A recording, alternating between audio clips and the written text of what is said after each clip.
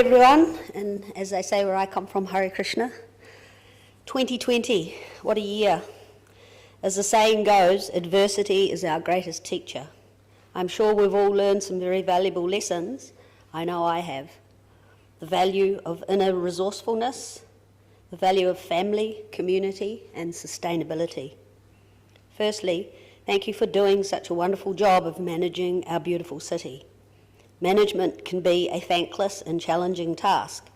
Generally, only someone who's been a manager understands what it takes.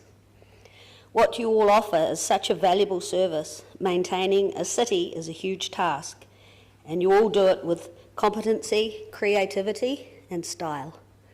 Essentially, you're facilitating a huge community on so many levels, a task beyond my comprehension. And as I'm sure you well know, success depends on cooperation. Leaders with leaders, people with people, and people with leaders. One may ask, what is the success formula for such a Herculean task? My reply, all you need is love. Yes, genuine concern for the well-being of others. We demonstrate that by working together as a unified team for the good of all. As the saying goes, you're only as good as your team. So my prayer today is simple. God bless the team. May you stay united, healthy, inspired, protected, dedicated, and loved. Wishing you all a very Merry Christmas and a blessed New Year. Hare Krishna.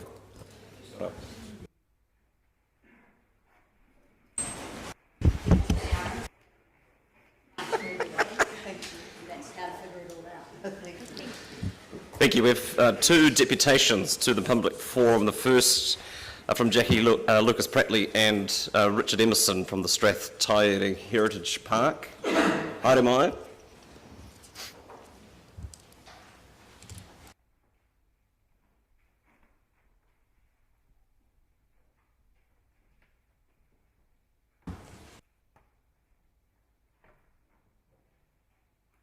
Welcome back. Your microphone is working and the next 5 minutes are all yours.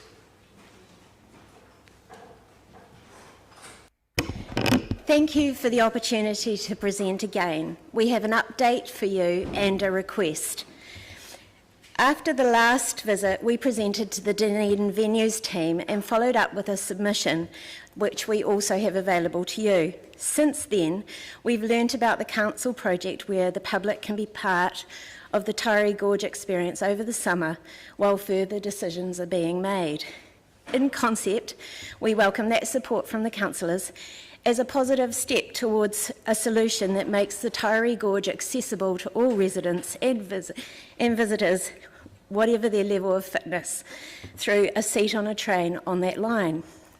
Our group is still focused on making a worthy and world-renowned destination on that line that secures the resilience of the Strath Tyre community while adding to Destination Dunedin's attraction portfolio with a goal to have travellers stay one more night in the region. The Heritage Park model is a world-renowned trend that is adaptive and progressive as a vehicle for engagement and preservation through the valuing of communities' heritages. The Heritage Park's model's inherent adaptability of offering is at play all over the world as park operators pivot to the new normal. If COVID has reminded us of anything, it is that old adage, don't leave home till you've seen the country, resonates well in what is likely to be a cautious travelling trend that New Zealand and indeed Otago can capitalise on. The group has received some funding and support from local groups and we're poised to announce most of our trust board. But in order to confirm this makeup and their accountabilities, we need some clarity over a couple of aspects. So, to our request. On page 7 of the report, we outlined the assistance we would like to discuss with Council. In simple terms, we seek to secure leases over A, the railway's infrastructure, i.e. the buildings and immediate land around them, and B, the railway line access to use the line. The building leases we would like you to consider are the goods shed, the railway station as a base of operations, the Station Master's house for an interactive storytelling facility, and the start of the historic precinct that we're going to build, and the sidings and structures at Sutton, Mataray and Pukerangi for display of photographic history panels for excursion passengers. The specifics of those leases, building leases, will need to be discussed alongside the second part of our request for the railway line leases between Middlemarch, Sutton and Pukerangi that will allow us to operate on the line while acquiring appropriate operating licences. We are suggesting a model that has skin in the game for both parties and performance timelines that preserve back-out options. In short, the leases would be structured as 2 years access to the Middlemarch to Sutton line to prove the concept, plus 2 years for Middlemarch to Pukerangi to cement the venture, and once all parties are happy, a 10-year lease plus repeat arrangement to cement the relationship. In conclusion, with the complexity of building any business venture and the political and electoral considerations, lots of councils would simply sell off assets and that would be it. But that is not what has happened in many New Zealand councils and the resulting heritage parks in existence. Your potential support with leases at these early stages could send a significant message to your constituents that although the previous railway structure was unsustainable, there is a relevant and recognised interest in continuing with a viable legacy that so many have put effort behind. Couple that with a dynamic and adaptive destination model at the end of the line that links to an already successful rail trail, there is a real opportunity to balance all sides of the debate. No other heritage park community is so ideally placed as a thoroughfare between three regions with an eventual already bringing thousands of people to the area and linked to a beautiful historic city with a breathtaking Taieri Gorge excursion. Your support with leases, as described, could be a significant and well-publicised event to settle and unite voices in a common direction. Thank you for your time. Thanks, Jackie. As you may be aware, we don't have the capacity to make any decisions around any of this at this meeting, but rest assured that that will certainly be given serious consideration when we make longer-term decisions around the future of that asset after the current trial runs through until the end of March. But in saying that, I'm assuming you're happy to take questions that people may have. Yeah. Councillor Barker. Kia ora, and thank you for your presentation.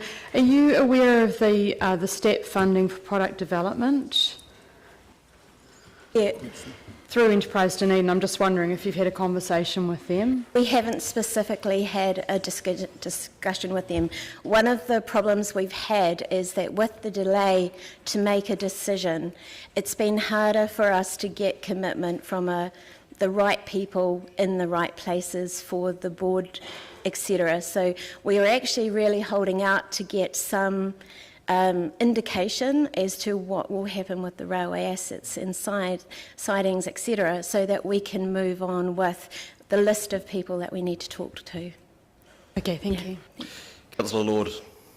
Jackie, I've got a couple of questions. The first one was really relating, you've asked for a fairly specific lease operation, and I'm just wondering, why have you asked for 2 + 2 + 10 and then a repeating scenario?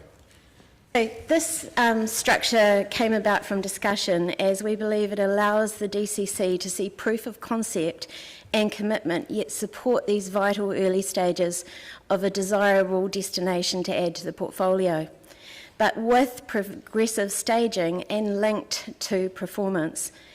It provides a cause to pause on lifting that line from Pukerangi to Wingaturi in favour of keeping it open so that everybody can enjoy that, not just the people that want to put their bottom on a bike. We believe that the park can successfully raise the money to repair the track Middlemarch to Sutton by year 2, and likewise the funds for Sutton to Pukerangi by year 4, therefore reducing the full draw on the line repairs. This would leave approximately $7.7 million worth of repairs needed for the Pukerangi to Wingatui line to be raised, possibly from an infrastructure fund or something similar, but with the support of a proven destination at the end of the line, i.e. the Heritage Park. The Pukerangi to Wingatui line, once repaired, will be able to handle faster rolling stock that will allow patrons to have a longer visit at the park and potentially meet the heritage train at the Pukerangi Gateway.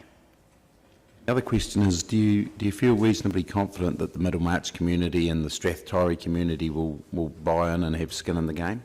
Yeah, so the Heritage Park and the Strathtyre community do have good motivation to make this park a success, particularly as indicated by the Lions involvement that we now have. It will attract more families to the area, which we desperately need to be able to keep the infrastructure that we have and grow it. It will strengthen income streams for families outside of farming and that farming base, which of course is good for younger people coming through in the area. It will also, they'll enjoy the potential infrastructure increases as well. So yes, it is a significant stretch for the community, and indeed there has been some fence sitting, but with council's help and support, we believe there'll be less of that. It will change. Yeah. Councillor Walker. I think that's on. Yeah. Thank you, Jackie and Richard, for an excellent verbal submission and also an excellent written submission. I also have a couple of questions. First one is about, I guess, risk to council. And I think everyone would probably agree that there's clearly advantages to having a heritage park that encourages people to stay for another night in the city and the wider Dunedin. But I guess, how does the heritage park model lower the risk for council being involved? Does that make any sense? Yeah, sure. Okay. So firstly, council can have a seat on the board if they'd like, and that would give them a front row seat to the success of the park and involvement. And secondly, small business operators and supporting businesses can exist with the support of the Heritage Park Hub that markets the offering, supports the compliance aspects of such ventures, alongside providing operational advice and coverage. That value is significant in an area that is stronger in farming acumen than it is in business experience. And the third part to that, I think, is that the complement of attractions and operators means there is additional support for each other that often leads to shared resources, better utilisation of assets and knowledge, plus resourcefulness when compared to an independent operator, fully competitive model. Very succinct answer. My second question is also around leases, and apologise if it crosses over Councillor Lord's question, but I'm just trying to get a grip on what are the railway line leases and licences that you've mentioned, and what sort of timeline are we envisaging here? Do you want to answer that, Richard? We need to be able to have permission to have a formal arrangement of the railway track, so that we can get started on our rail operations license. And as you're aware, it may take 6 to 9 months to do and to be audited. So time is actually of the essence if we were to be having something in operation for summer of 21-22. So that's why we need some arrangement so that we can proceed with the operations license. Thank you. Councillor Elder. The other day we went on an inspiring trip to Aotearoa, where in fact they opened the central Otago touring route. It was fascinating. And at that time there were about 40 cyclists at the cafe there, and what they're wanting to do is encourage drive and cycle and also tourist product in the region to pull people through. My question is just about the parallel work that can accompany that, and specifically the development of cycle product alongside train product and how that can pull people through? That's the question I have. Yeah, thank you for that question.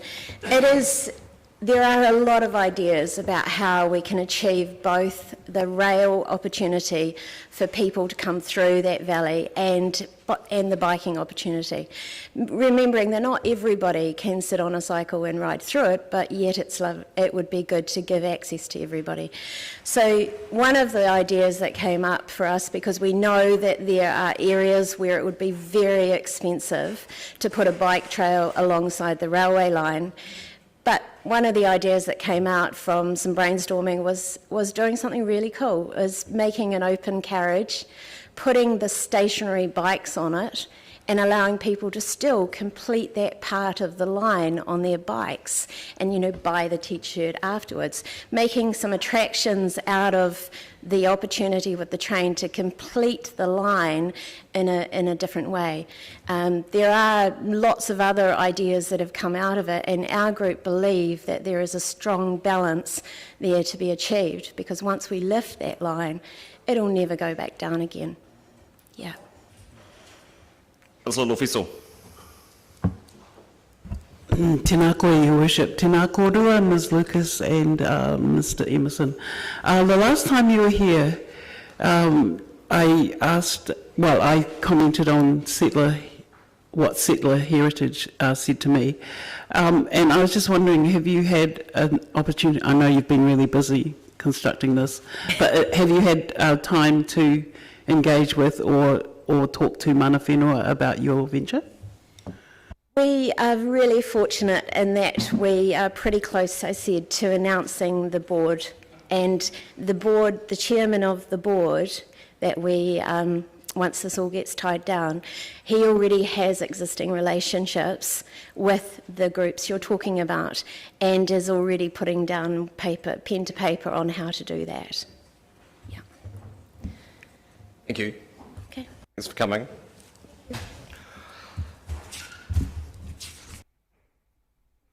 Ms Trotter and Ms Davis, welcome.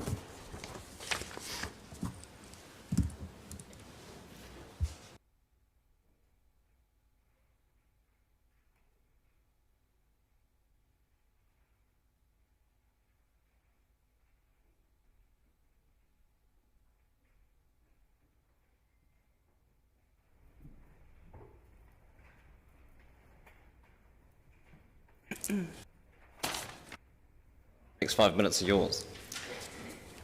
Kia ora koutou. Thank you very much for having us here today. My name is Tess Trotter, and you may remember me from Zoom at the annual plan hearings. I'm here this morning to speak on behalf of the place-based community development groups across Dunedin City. We have recently, actually across the course of this year, beginning in the lockdown period, produced a report surveying the place-based groups around the community with support from Dunedin community builders, and we have submitted that report in the early engagement for the 10-year plan. This morning I just wanted to briefly cover off some of the key themes that arose from the research and that are in the report. Just very briefly, when I'm referring to place-based community groups, I'm talking about a range of different groups who are governed in slightly different ways, but are part of a network across the city.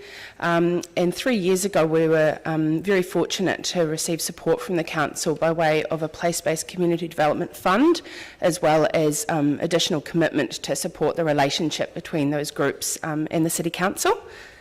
And so the place-based community groups are community-led groups, and they relate to a place. So, for example, I work at the Valley Project in North East Valley, and we cover approximately 4,000 households in our wider area, supporting them with their initiatives and their challenges. We were extremely pleased to have the fund established 3 years ago, and now I suppose we're advocating for that to be permanent in the same way in which the place-based groups are permanent in their communities. What we found in speaking to people and producing the report is that place-based community development is seen as essential by a lot of community members, their governance groups and their staff. And this was seen especially during COVID when our groups were called upon. And one of the things that we really noticed was the way in which place-based community groups are an excellent linkage to other organisations, be it civil defence, council or social service organisations, where we're in community and able to link people to support they needed quickly.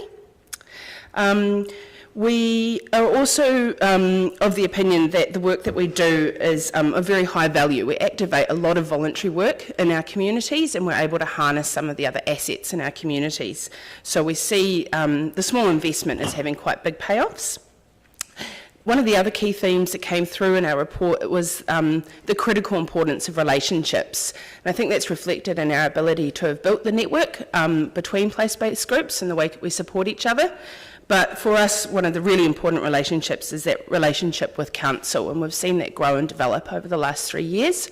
We're really eager to further that even more, and in particular, I suppose, with council outside of our community development team, who are fantastic, but we'd really love to be able to strengthen our relationships across all of council. The fund has been a huge game changer for our groups. Essentially what it does is provide some base funding for our overheads and staffing that is difficult to obtain in the current funding environment. And what that does is improves our sustainability and our longevity. And I think it's been incredibly useful for emerging groups as well, to enable them to stand on their own 2 feet. Some groups have had long-term relationships with umbrella funders, for example, and this gives the opportunity for those groups to stand on their own and be genuinely community-led with their own governance structures. The final theme that came through in our report was a need to improve our capacity and capability, and that's something that we're requesting some support from council with, and that could look like a capability fund, but it could also look like working together to develop our skills and our knowledge. We have a strong desire across a lot of groups to be more strategic, to do more long-term planning, but what we find is that oftentimes the work that we're doing is very much on the ground in the day-to-day. And in order to leverage off the strength that we have in being community-led, an opportunity to have better capability and more time and strategic perspectives in our groups would be incredibly useful. So in conclusion, I have some copies of the report here. If anybody would like one, I'll pass them around afterwards. Really what we want to say is this is the beginning of a conversation. We feel really positive about the relationship with council. We're really keen to carry on the conversation during the planning process and the long-term plan. And overall, we just see our place-based community development is critical to our city, and we want to see it permanently supported by council. Thank you. Thank you.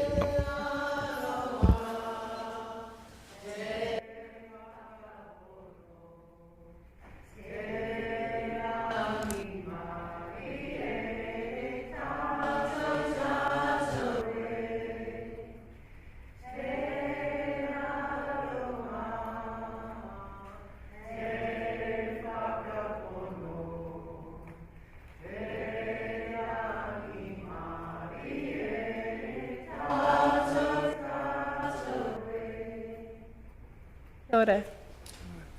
Thank you.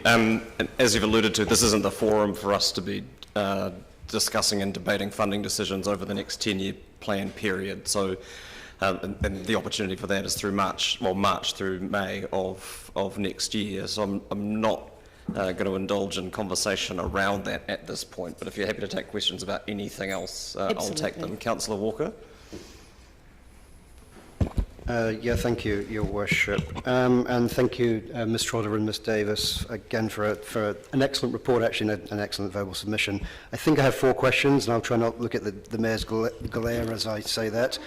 You alluded to capacity and capability, so the question, I guess, would be what difficulties, if any, are being felt by the various groups, the place-based groups around, I guess, funding not meeting that capacity and capability? One of the things that we've found is that capability and capacity funding and support is evident in quite a lot of other sectors, but there hasn't been a particular government or local fund that addresses our need. The challenges that are felt, I guess, is particularly for emerging groups, although the Valley Project's one of the larger and more long-standing groups, and we feel it too. We're task-based a lot of the time. We're on the ground, and it's I guess one of the main symptoms is what we're seeing is volunteer and staff burnout. And for example, this time of year, we would love to be sitting down making really solid plans for next year, but we're very busy assisting families for Christmas, for example.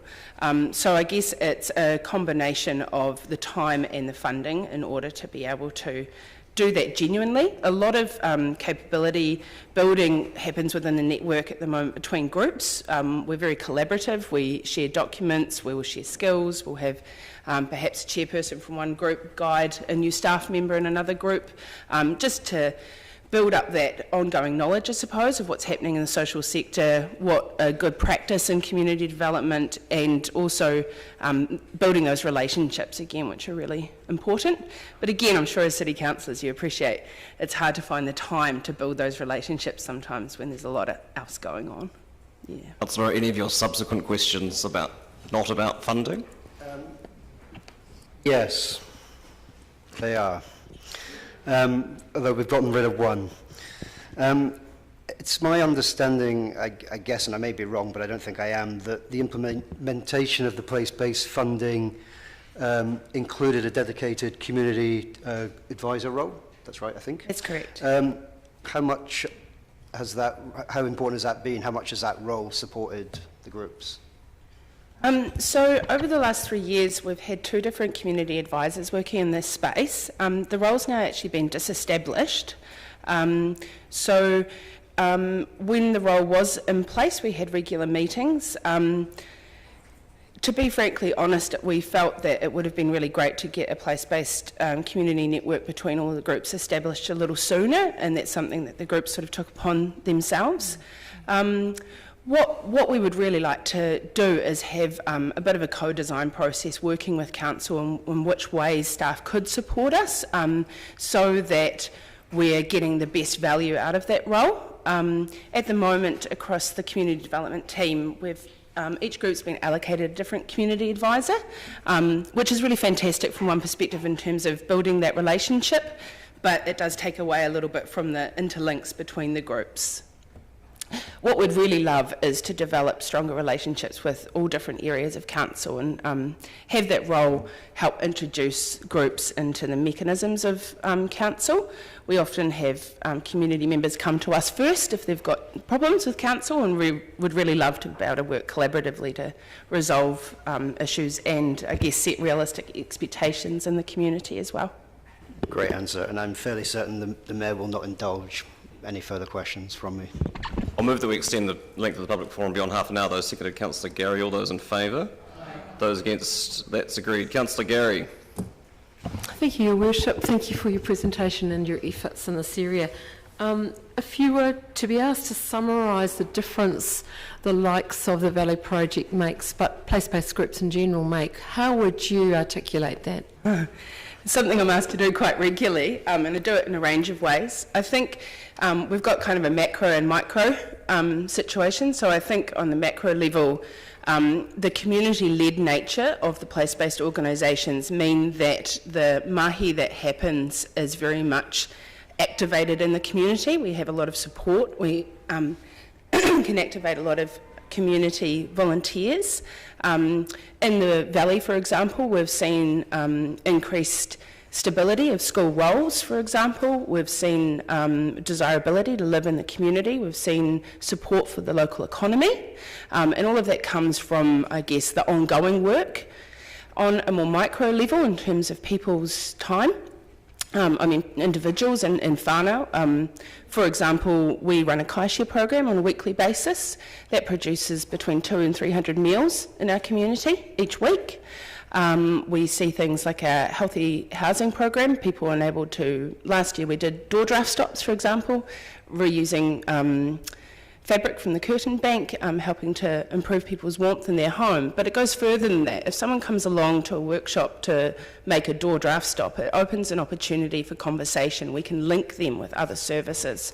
I think that's one real value of place-based groups, that ability to link in to wider support networks and improve collaboration across the city.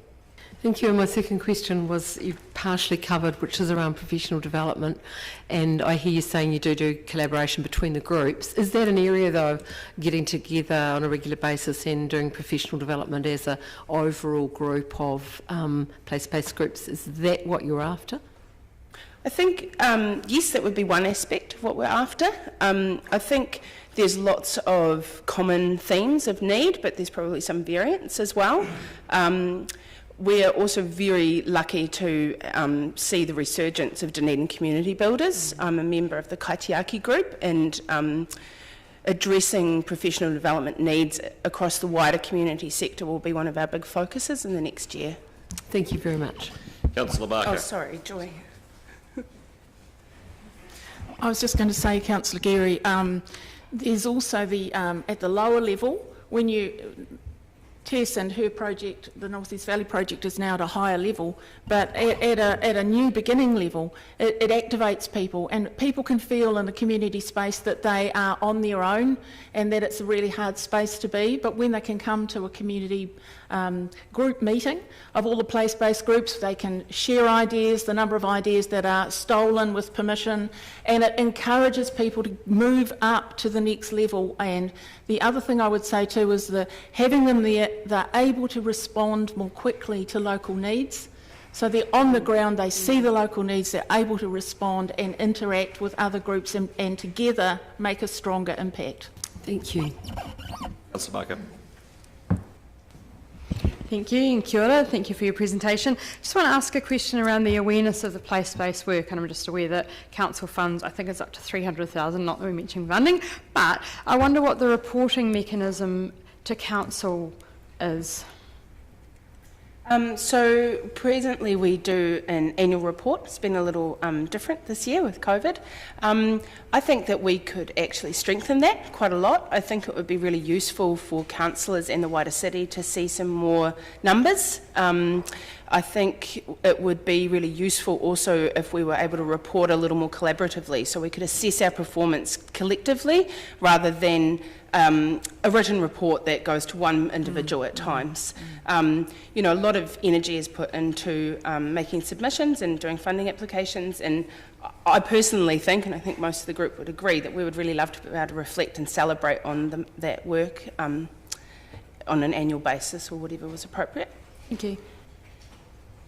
Finally, Councillor Elder. Thank you, Chair. Thank you, Joy and Tess. You mentioned civil defence and the interplay with civil defence, and I was just wondering, we've just come through a really rugged year for communities with COVID-19, and I was wondering if you could speak to that and how place-based groups help community resilience and what their role is there. Yes, well, we're very fortunate here in Otago to have excellent relationships with Civil Defence Emergency Management, and Paul Allen is very active in the community space and very supportive of any activities that he can be at. So there's already a great network that's been established in that area. I think we would be the envy of many parts of the country with our relationship with Civil Defence Emergency Management. And I think in terms of that resilience, that's certainly something we've seen come out this year. For the Valley Project, that will be our focus over the next year, pandemic planning and supporting some of the challenges that have arisen.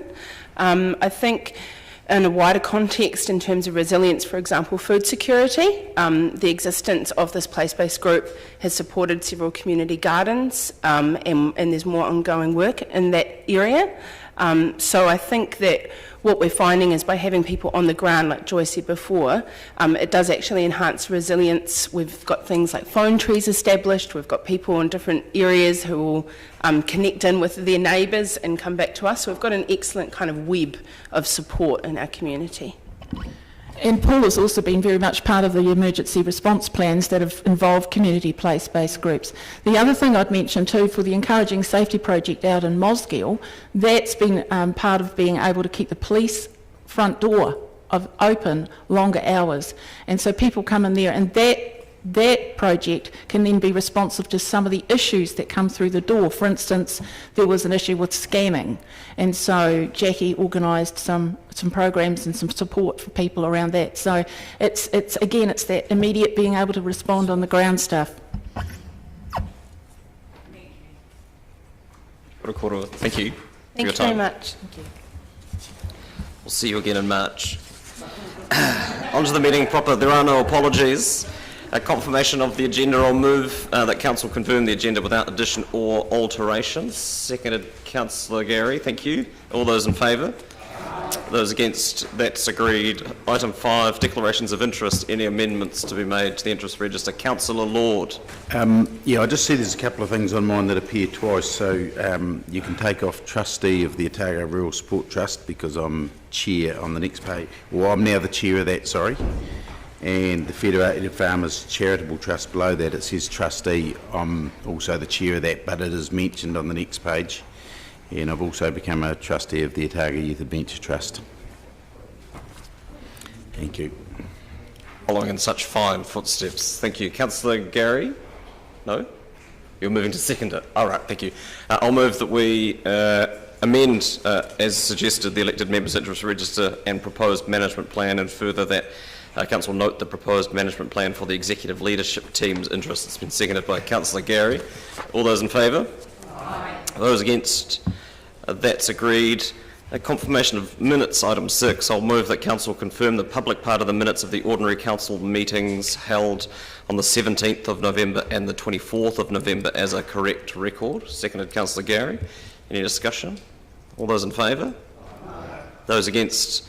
That's agreed. And now that community boards have confirmed their own minutes and we no longer need to confirm them here, I'll move that Council note the minutes of the Mosgiel Taieri Community Board meeting on the 12th of August and the 30th of September, the Otago Peninsula Community Board meeting on the 24th of September, Saddle Hill Community Board on the 24th of September, Strath Taieri Community Board on the 24th of September, Waikawaiti Coast Community Board on the 30th of September, West Harbour Community Board on the 30th of September. Seconded, Councillor Gary. Thank you. All those in favour? Aye. Those against? That's agreed. Part A reports. Item 14, curbside collections and options. Mr. Drew and Mr. Henderson.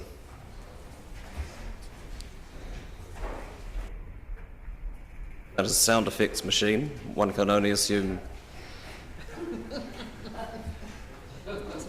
It's expensive in a room like this.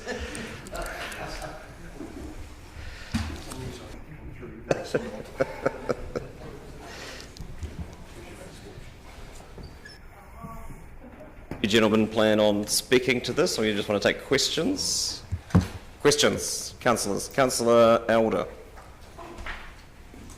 It was like an auction house. I moved my hand to my mouth and it was taken as a question. It's also not compulsory, Councillor. No, but I do have a question, okay, so that was lucky.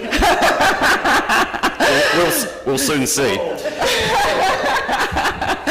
Well, my question was actually around green waste and the vegetable and the gardening green waste.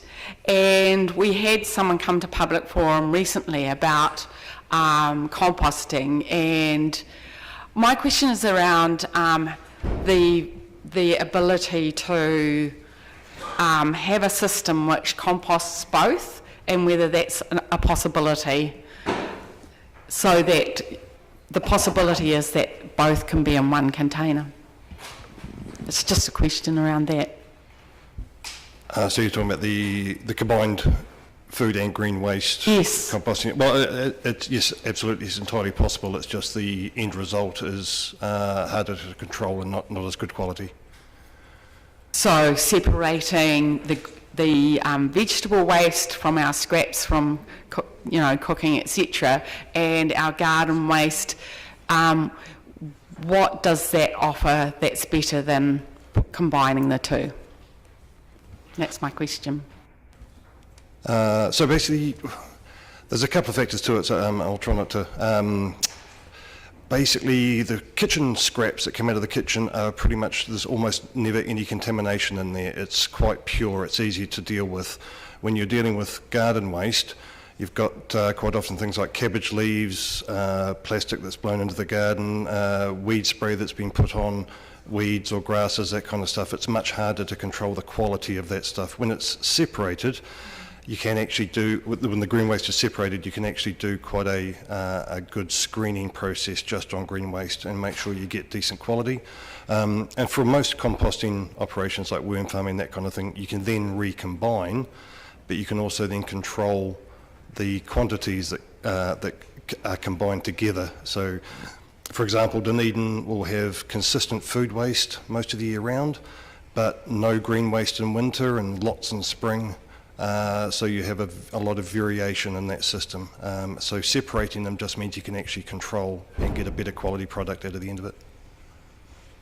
A related question is then when you're actually dealing with both streams, would you use different methods for composting one to the other?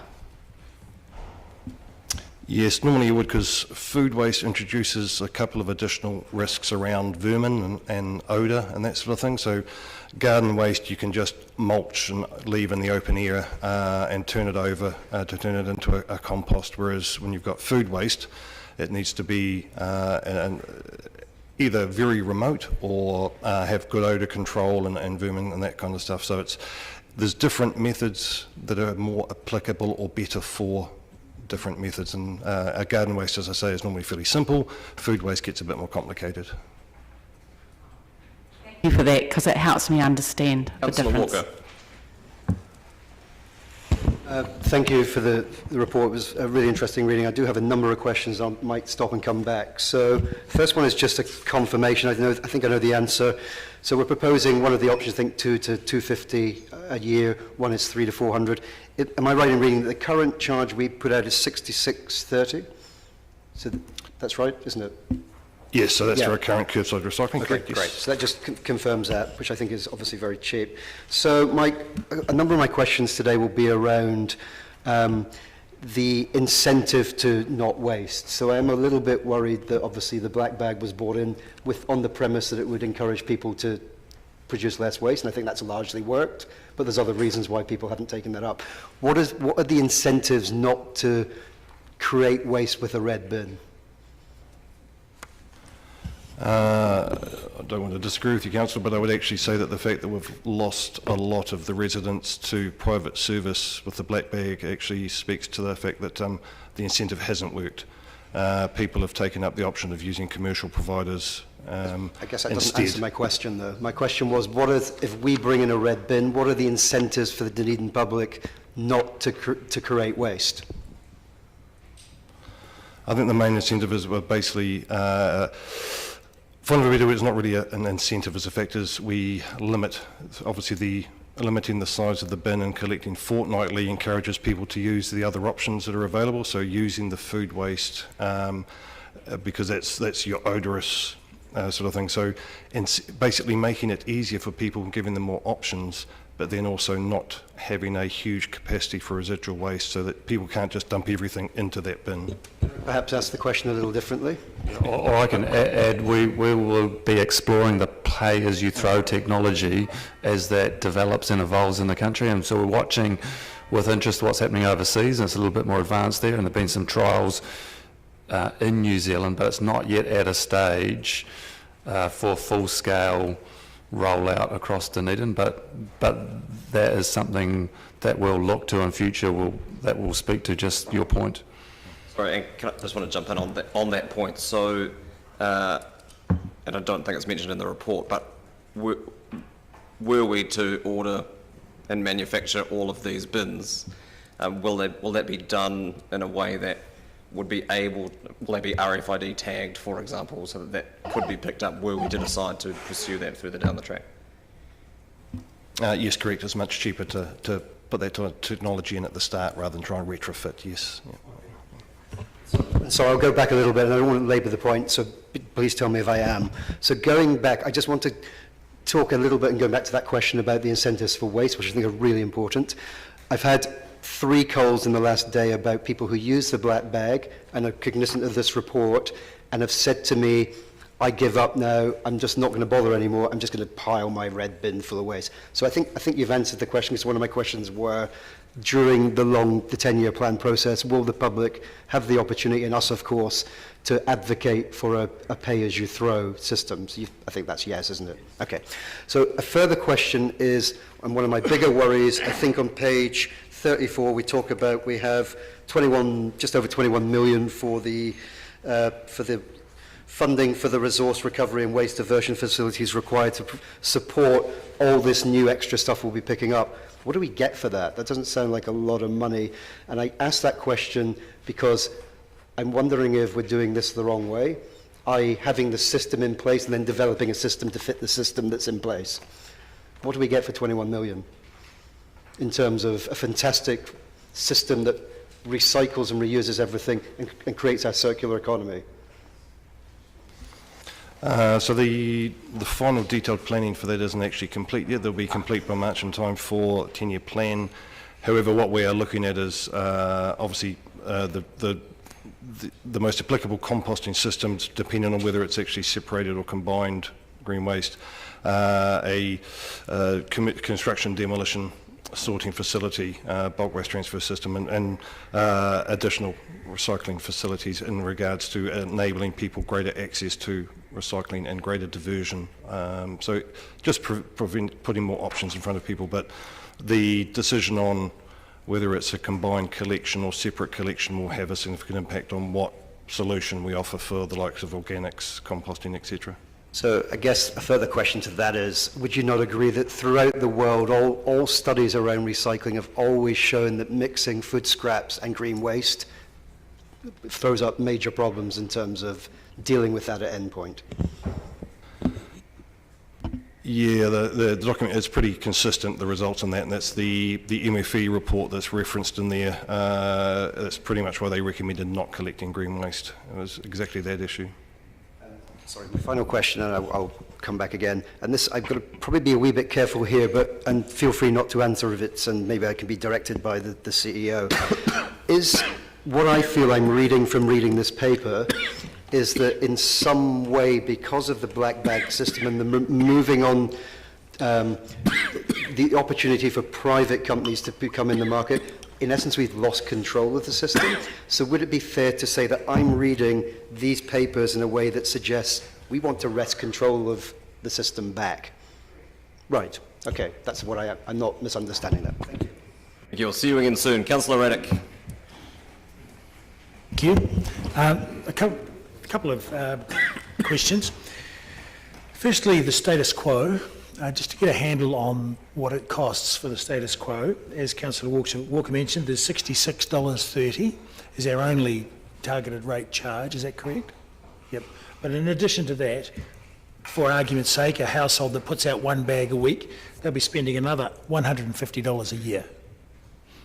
Right, so to take it over the 200, say 210, 220 mark, for comparative purposes. So, because I'm looking at the table here and how the status quo sits versus option 3, 2 and 1. So I just wanted to get a handle on that. And what is the cost of a red bin? You know, so the privately provided red bin service, and because is that empty, and is that emptied weekly or at what period? There is quite a lot of variation between the market providers out there. It can be up to $250, $300 a year. Normally, the standard service for the commercial providers is a 240 litre bin emptied weekly, but they do have smaller options and variations of costs accordingly. And a 240 litre bin emptied weekly costs about approximately what? There's a bit of variation out there, but approximately $300 a year. So that's the more expensive option, yes. Yeah. So I suppose my point is that if somebody... Is it a question more so than a point? Yes, oh yeah. It's just to get a handle on where the status quo sits with the options we're offering, because I suppose I'm mindful of the survey. Councillor, Yeah. is it a question of staff and the staff report? Yes, I suppose I'm trying to set the stage for the question, but it's just where does the status quo sit in the list of pricing? Because my observation, am I correct in the observation that in fact the status quo sits somewhere between option 1 and option 2? I think there's significant variation between households and between commercial providers. I think it's hard to ask staff to come up with a blanket assessment of comparisons. One of the reasons you can make why your own interpretation, yes, and you're welcome to do that when we come to debating whatever the resolution is. The reason for asking that is it seems to me the most expensive service, option 1, is not that much more expensive than what we've got now. That's a valid interpretation, but that's not a question of staff, Councillor. No, I would like to establish, that's my perception. Am I correct in that perception? Because it sits between option 1 and 2. And because the essential questions that the public are interested in is they want, 80% want the full range of bins, but most people want it to be at no cost, which is not possible, of course. But I don't want to go off on a tangent. The only thing I would say in regards to that is that, so we were talking about the average cost for a red bin provided by a private supplier. I guess partly in answer to your question is that the cost that we're looking at there would be for rubbish collection and also the recycling service combined. Providing a greatly enhanced service in option 1. And the next question, or final question, well, 2 questions, sorry. Well, one of them is in terms of the 21 million, you've allocated 6 million for a mixed recycling sorting facility. At one stage, when I visited Green Island, there was such a facility in place. There was a privately run, a contracted service, and I did observe in the back page of the ODT that they went into liquidation. Does that facility still exist at Green Island, or has it gone somewhere? Where has it gone? What became of that machine?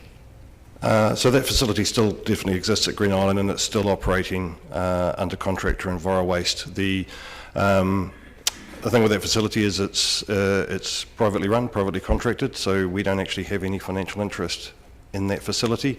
It also has been in place for at least 10 years, so there hasn't been any significant upgrades to it. So there's a couple of options that we would need to look at for an enhanced service, which would be either taking an interest in that facility and upgrading it, or building our own facility where we have full control, be that council alone or in partnership with our curbside provider, for argument's sake.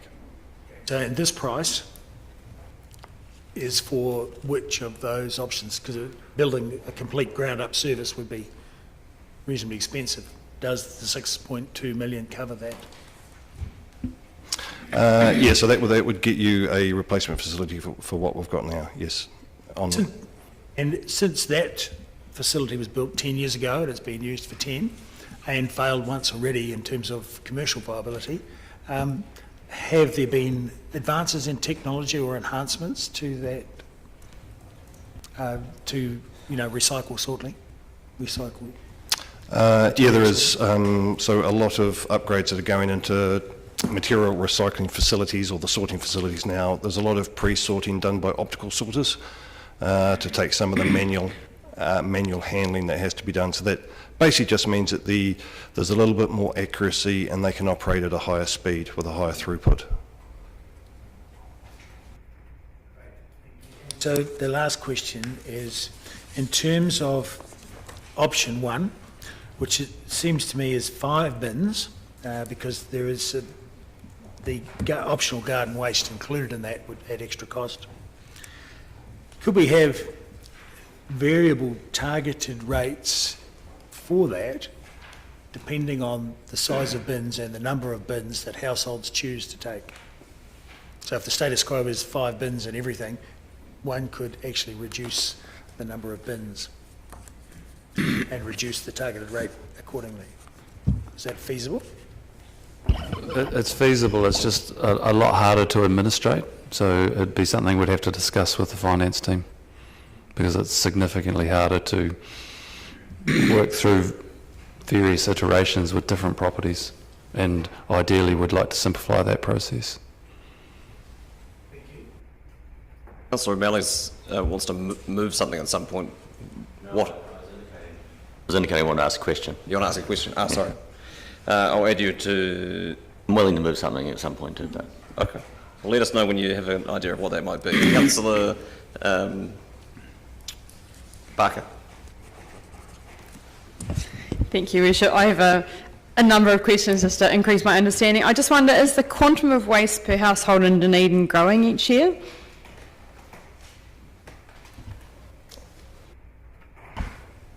Yes, so based on our latest waste assessment, we're up to about 3/4 of a tonne per household, actually per person in Dunedin at this point in time. But it's a national trend, it's not just Dunedin. The amount of waste being produced is increasing over the whole country. My next question is just around the size of the food waste bin, and I notice it's 23 litres, which seems quite large.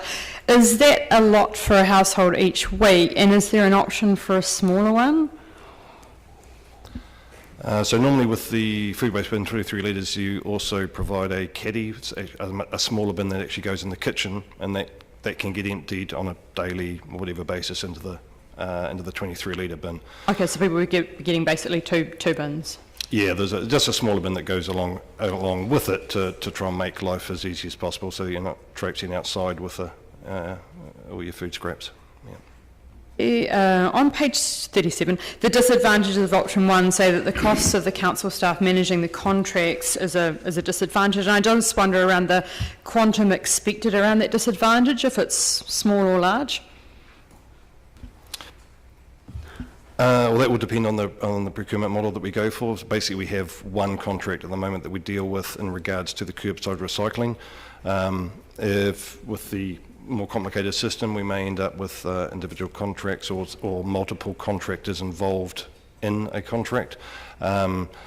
So it's hard to, depending on exactly what procurement model we go for, would actually have the biggest impact on that. But suffice to say that it would be a more complicated contract and therefore definitely harder to administer.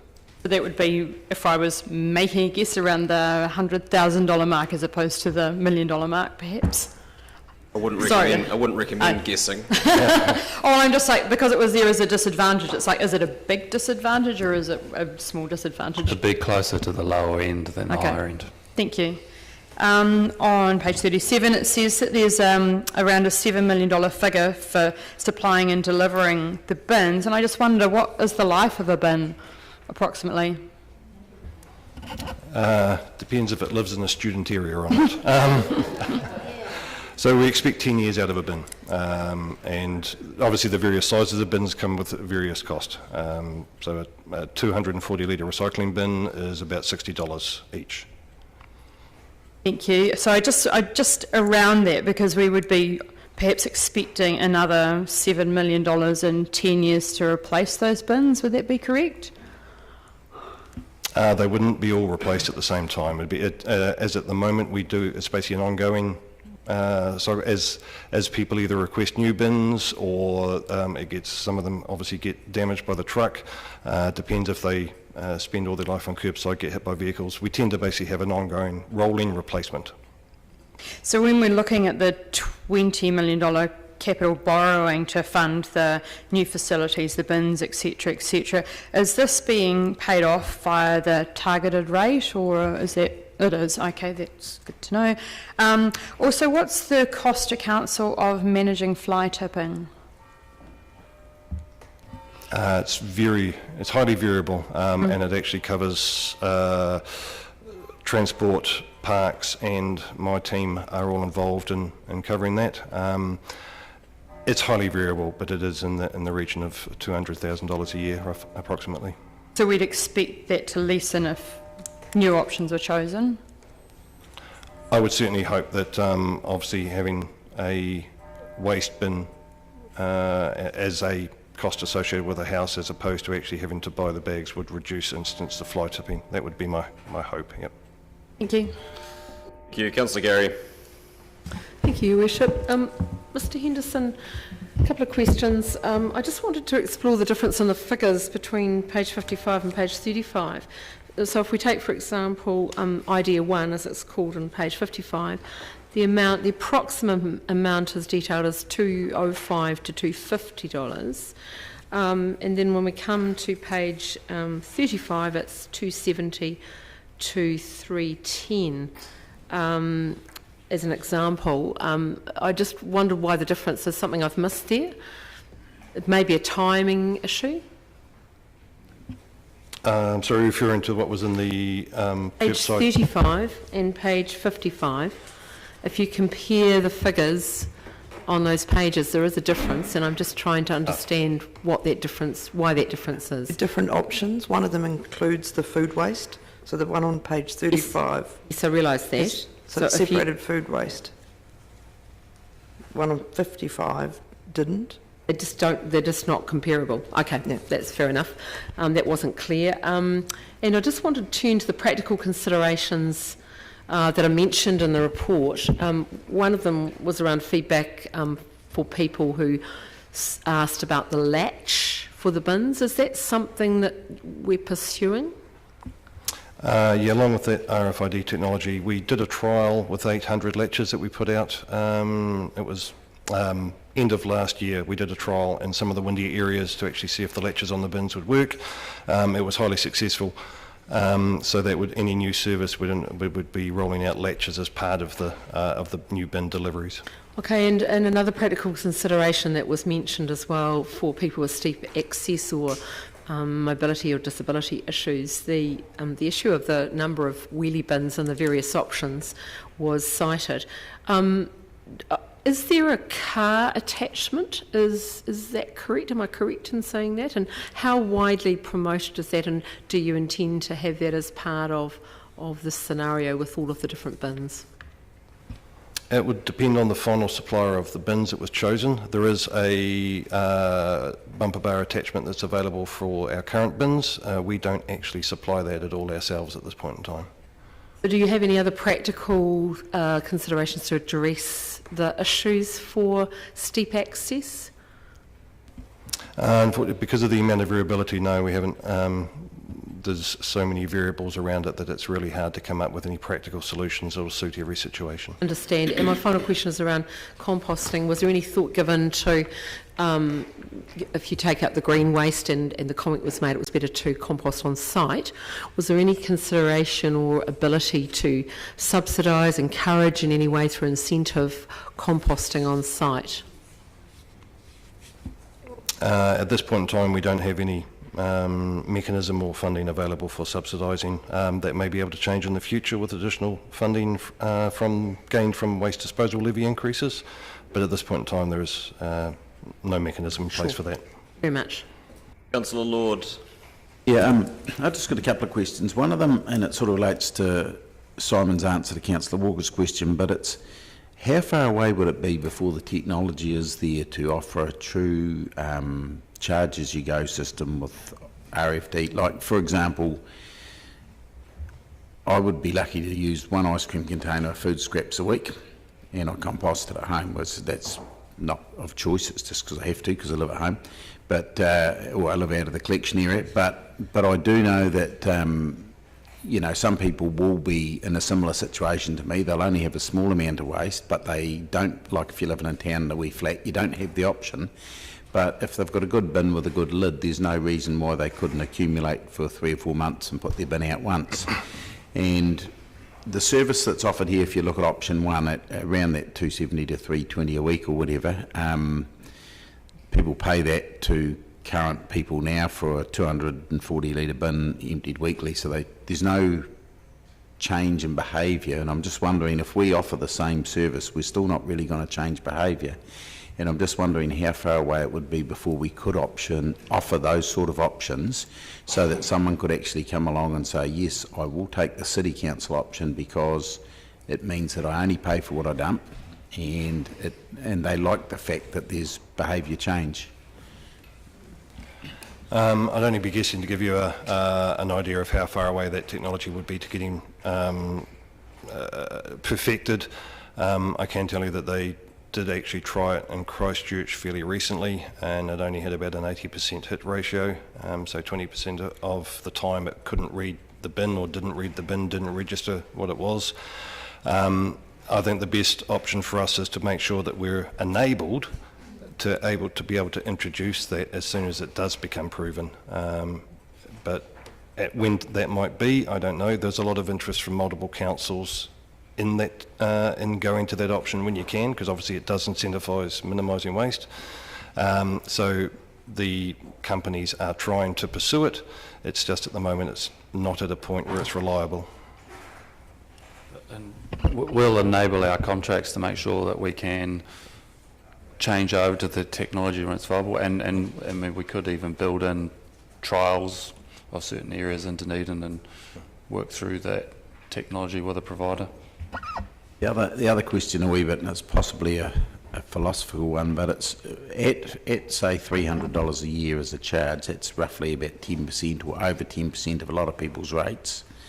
And I know people pay that for competitors, you pay that for waste management, you only get one service, where council does provide 100 odd different services, so it makes rates look cheap next to that. But should we be deeply concerned about the impact it would have on rates? Do you think if we have a system that's put in where people don't really have the choice, but they might be putting out bins with, you know, minimal food scraps, or, you know, putting out a bin each week that's only, or fortnightly that's only a third full, and they'll then feel that they've got a very expensive service that they're not using properly? So is that a concern, or should it be a concern?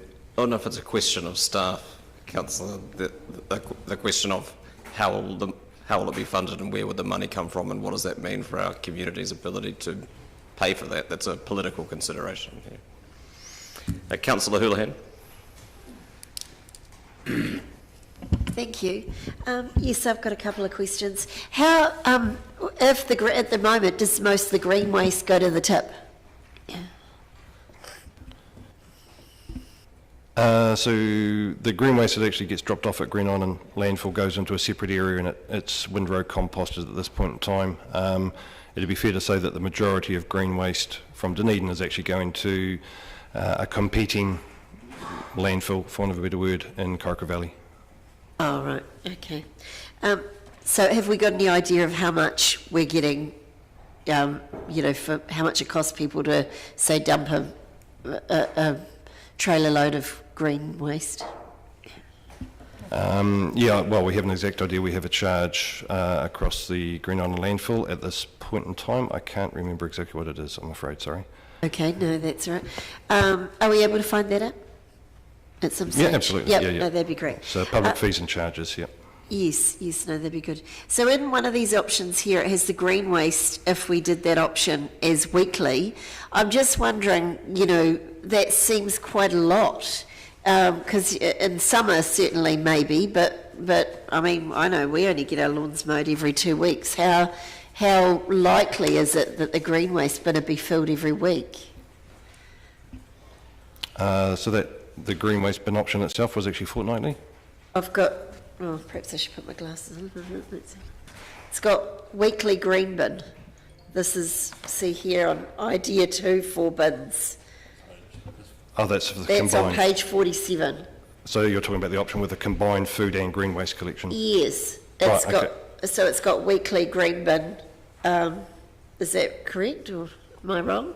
So for that option, Yes. that would be primarily based around, you don't want to leave food scraps sitting in the bin for 2 weeks. So that was my next question. I was going to say, is that wise to include food scraps in with the green waste? Because do they have to separate it? I think Councillor Walker sort of covered that as well, but it seems to me that would encourage rats and could, you know, I think the wisdom of the relative options is a question for council.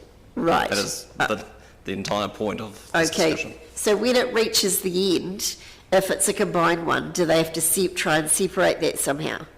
I think actually that might have been covered, but... There would need to be some screening to remove contamination, especially that might be coming from the green waste part of it. It would be almost impossible to actually separate the food and green waste entirely. All we could do is actually try and remove contamination. That's what I wondered. As a person who spends a lot of time running around the student area trying to find my bins, is there any way that we can, I don't know, sort of what, because the bins do go missing, can we put clearer identity things on them, or is there anything we can do about that? I can tell you that has been tried and it didn't make any difference. Right, lovely. And the other concern is elderly, because I know even... she won't like me saying this, but my mother isn't that elderly, but she has someone who comes, they must do it, it's a very good service actually, and they pick up the bin, but a lot of elderly people, particularly ones who live on their own, will have, even though I think it's great we're proposing to get rid of the plastic bags, but a lot of elderly will struggle with these bins, particularly little old ladies, to pull the bins, because I even know pulling it up our steep section is quite tough. So we do at the moment provide the assisted collection service. So there's a list of properties, basically people that have a certificate from their doctor, and the collection contractors will go onto the property to get the bins as opposed to them having to come to curbside. So there is a mechanism for catering for that. How well is that promoted? It's promoted, the medical professionals are all aware of it. We don't publicly talk about it, but it's the medical professionals are well aware of it. Just one more question. How many bags would fit into the red bin that we're proposing? Depends which of the sizes. Yeah, so if you've got the bigger size, the 140. So a 140 litre bin, the rubbish bags we have at the moment, the largest bag is 65 litres. Yes. So obviously 2 of those would fit into a 140 2.5, litre right, bin. and that's weekly. Yep. All right, thank you. Not quite 2.5, slightly more than 2. Councillor O'Malley. Thank you, Worship. I've got a question before I propose the motion, which is, it's the targeted versus the general rates commentary, and then I think on point 47 on page 35, there's a comment that says the current system is funded by way of a targeted rate, and this report has been prepared on that basis. If Council wishes to consider funding curbside collection via the general rate, the impact will be reported in the January 21 meeting. We have to decide that today, I presume, and would that have to be part of the motion that's moved? Very good. It would either need to be dealt with in the substantive motion or could be done subsequently, but either of them are. I was going to do a two-part motion where we choose the option, and then in the second part ask the report for come in the January meeting and the impact on rates. Okay. So that's a question just to help me get that motion sorted out. The Waste Minimisation Fund was generated by the government a number of years ago as an attempt to put a charge on volumes of waste hitting the landfills. What's happened to the volume of waste hitting the landfills?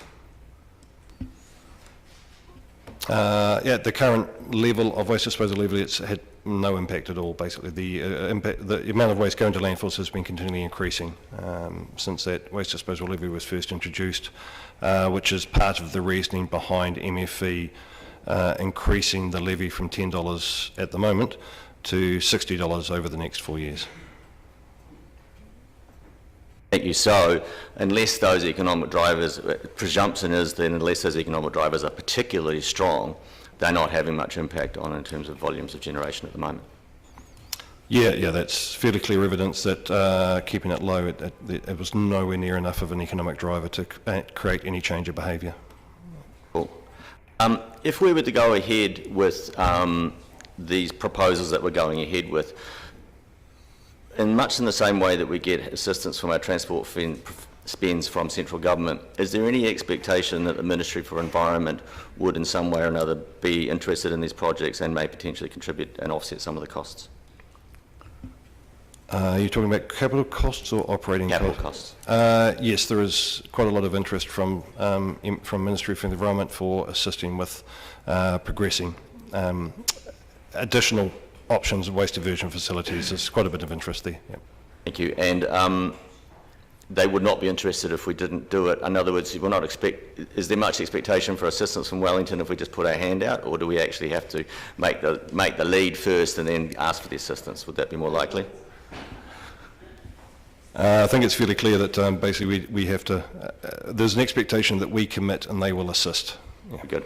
And just one last thing, and it relates to option 1, which I'll be moving, is that if we pick up the putrescible waste or the food waste, is it true to say we have 2 impacts? One is that the red waste is effectively a lot cleaner because that very dangerous material has been taken out of it.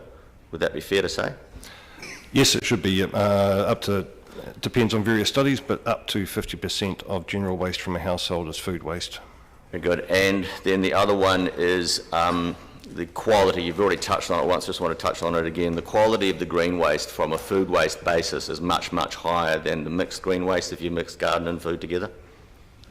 Yeah, absolutely. Yeah, green waste, keeping the green waste separated significantly lowers the contamination rate and enables a much cleaner product at the end. Great, thank you very much. Question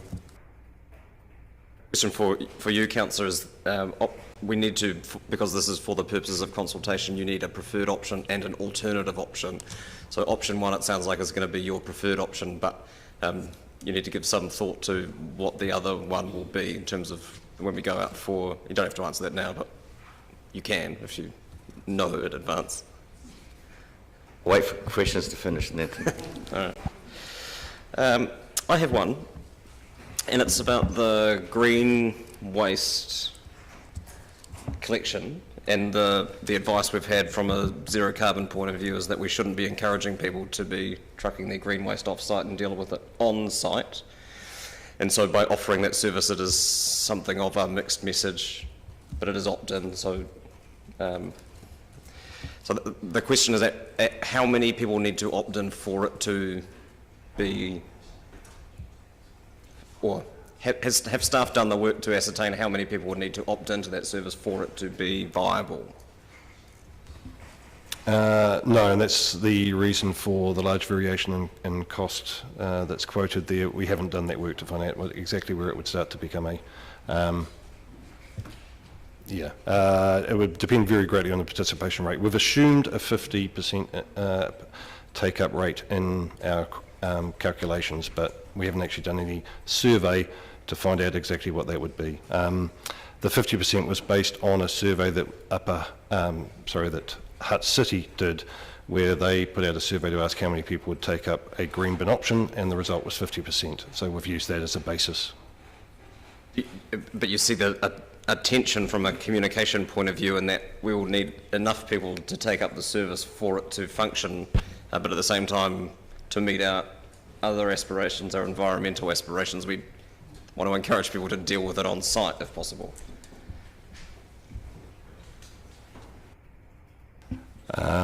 Don't really have a good answer for you at that point. Okay. As I say, we haven't actually done any specific work on that. That's fine. And were we to progress with option 1 as the preferred option, that wouldn't be jeopardised by any future decision we might have to not offer an opt-in system for green waste collection? Or at this point are we being asked to commit to having that service? I think that because it's a separate opt-in option, there would still be that flexibility around it in the future, because it would need to be a separate charge or targeted rate, or however it was actually instigated. Thank you. Councillor Benson-Pope.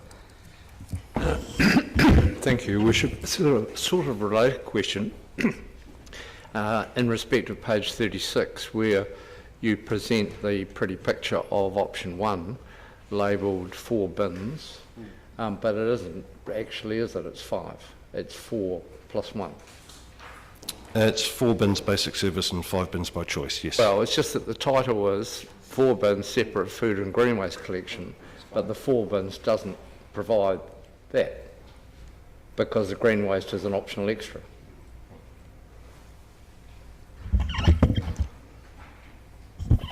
Round two, Councillor Raddick. Thank you. So 3 questions. So firstly, the status quo, just filling in the table on the status quo, for CapEx and OpEx. So what, if we were to carry on with the status quo, what would be the capital expenditure and operating expenditure for that table that we have on page 35?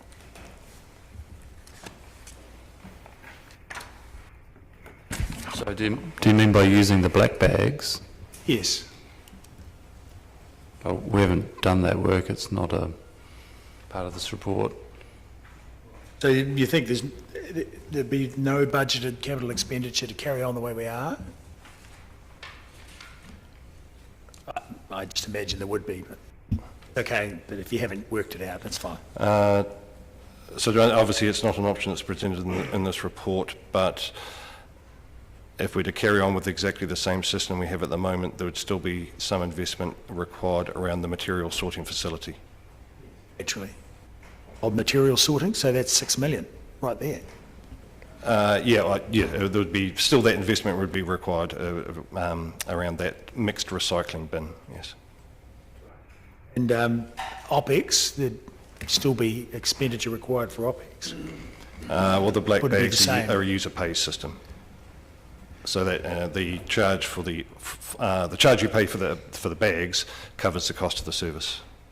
The 10 million roughly, or 10 to 12 million that we've got for OpEx for all of options 1, 2 and 3, it'd still be an OpEx charge for the recycling that we currently have. Would that not be included? Would that not fit in the status quo table?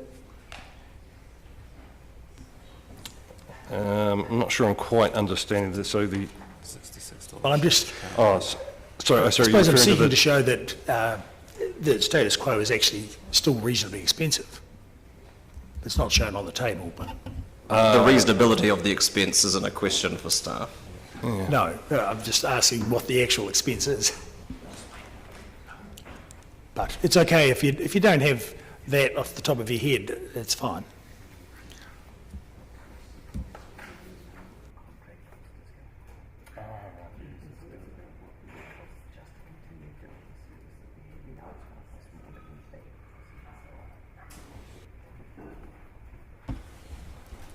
Sorry, Councillor, thank you to the CEO who's banged it into my thick head what you're actually asking for.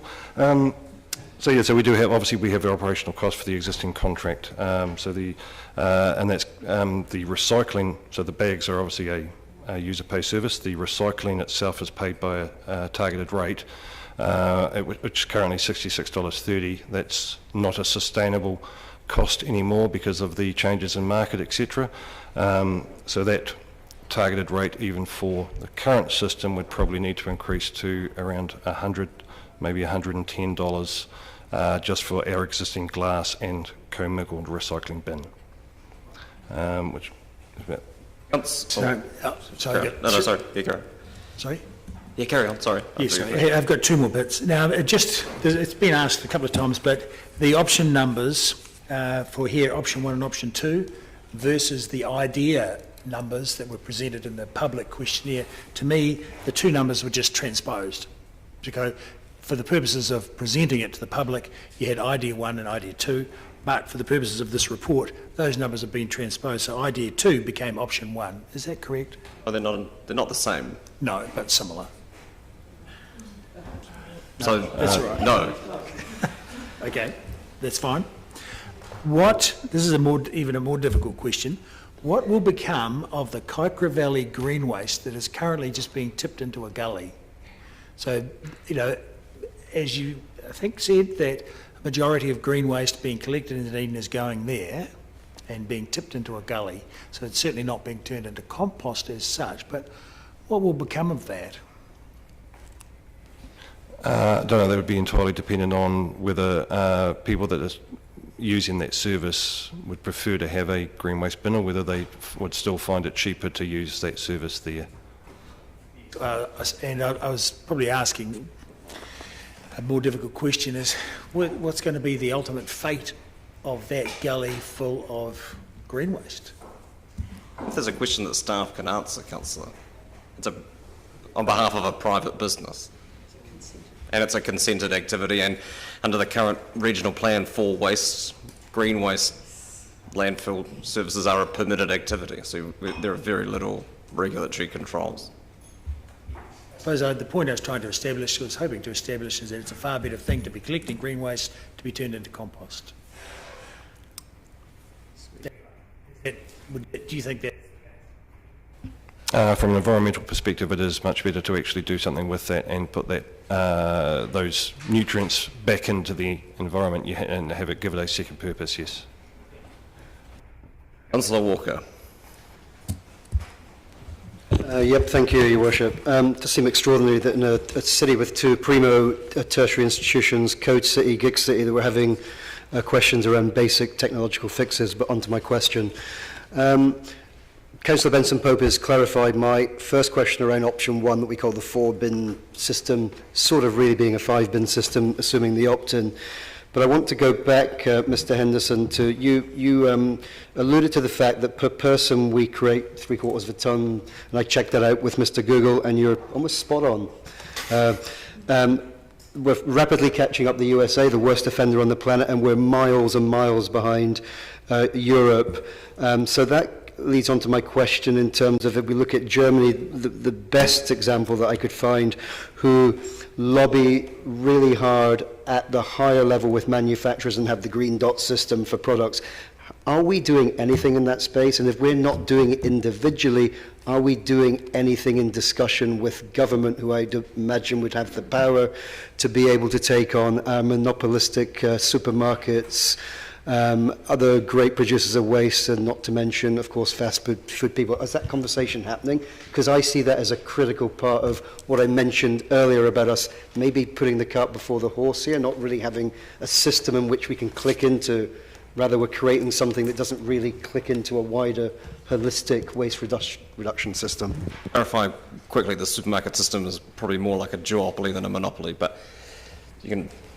That's a substantive question. Yes, so those conversations are definitely happening. In fact, the submission on hard to recycle plastics was actually just been submitted. That was just signed off by the Mayor at the start of this month. So that's part of that conversation. So that's around actually getting back to the manufacturers and saying that if you you cannot bring something in, or you cannot use plastics that don't actually have a recycle path. So that's a starter. There's also work going on around a standardisation of the recycling symbols, because it's confusing for people at the moment.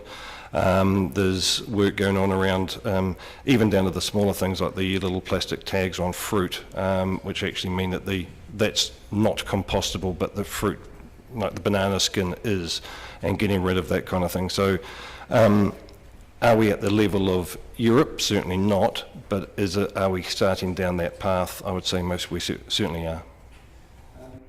Yeah, thank you, and excusing the pun, obviously, and I think we are doing the low-fruit stuff well, but I just really do not get a sense that conversation is happening at the level it has to be at, and I don't really get assurance from your answer that is happening.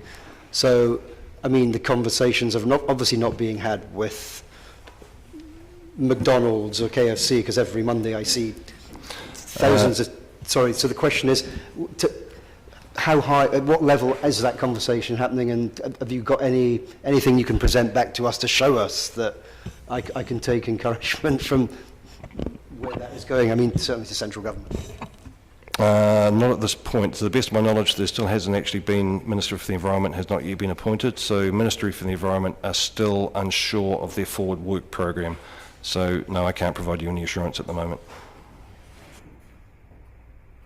Councillor Lord. Look, I just had a question. In the report, there was a referring to what's been done by other cities. You referred to Hamilton setting up a system that was funded out of general rates. And I realise this is also a political question, but at this stage there would be no intention to fund something out of general rates that some people would end up paying for that just have no access to the service. Is that correct? That intention is one for council, and it's certainly something we do for plenty of services that we provide that aren't used by everyone who pays for them. Yeah, no, but everyone has access, for example, like not everyone chooses to use the library, but they do have access to the library, whereas if you live in Strathtorry or further south or further north, you may not have access to a rubbish collection service at all, but it would be obtuse to make those people pay for it. And I'm just wondering that the intention, I just want to check that the intention would be a targeted rate on only those people that could have access to the service.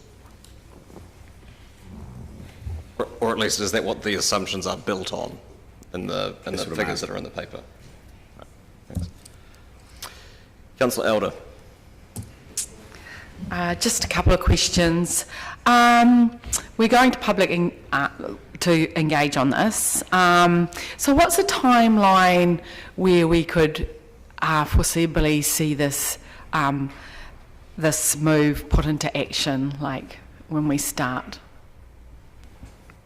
In the paper it says the service would start on the 1st of July 2022. 2022, is that a feasible timeline? I would hope it wasn't just guessed at. I know, but I was just saying. Yeah, so that's the end of the existing contract. So that would be our target date to try and bring something into place. It would be challenging to actually meet that time frame, but we would probably be able to bring in the start of services and then add additional services over so maybe a year after that. So that's 2022.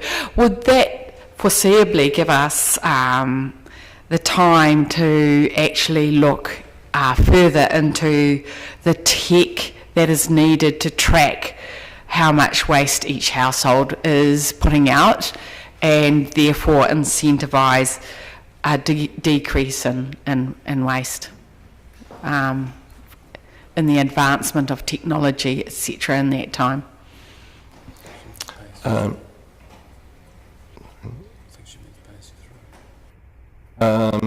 Yeah, so if we're referring to the pay-as-you-throw technology, I mean, we're not doing that ourselves. It's the major waste companies. Certainly would have more time to look into it to see how it's progressing, and if it's actually maturing to a point where it's reliable. I don't see that time frame as being realistic for it actually being ready to go. But there is a possibility it will advance during that time. So another question is, when it comes to carbon emissions, what is our highest emitter in our waste stream? The highest emitter is actually timber construction demolition, timber from construction demolition, followed by green waste, food waste, and then things like paper.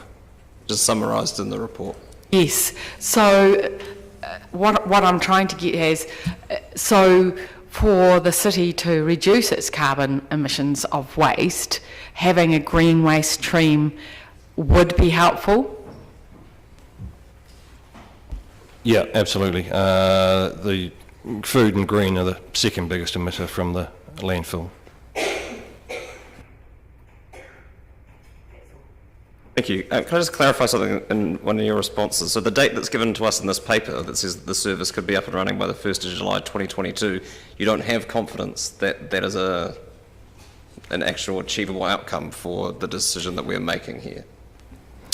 So it depends on the amount of time it would actually take for us to throw the composting facilities and that kind of thing, depending on the choices chosen.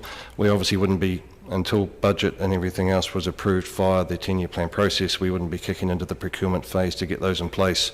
Obviously under urgency, we'd be very likely to have it operating, but given that time frame, that's only a year to have it fully functional from starting the procurement phase.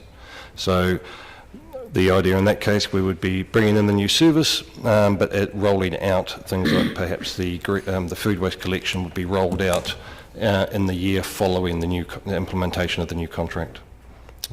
As I say, depending on the time taken to construct the facilities required to support. What I would say is we can look at that in the January meetings about fast tracking that procurement.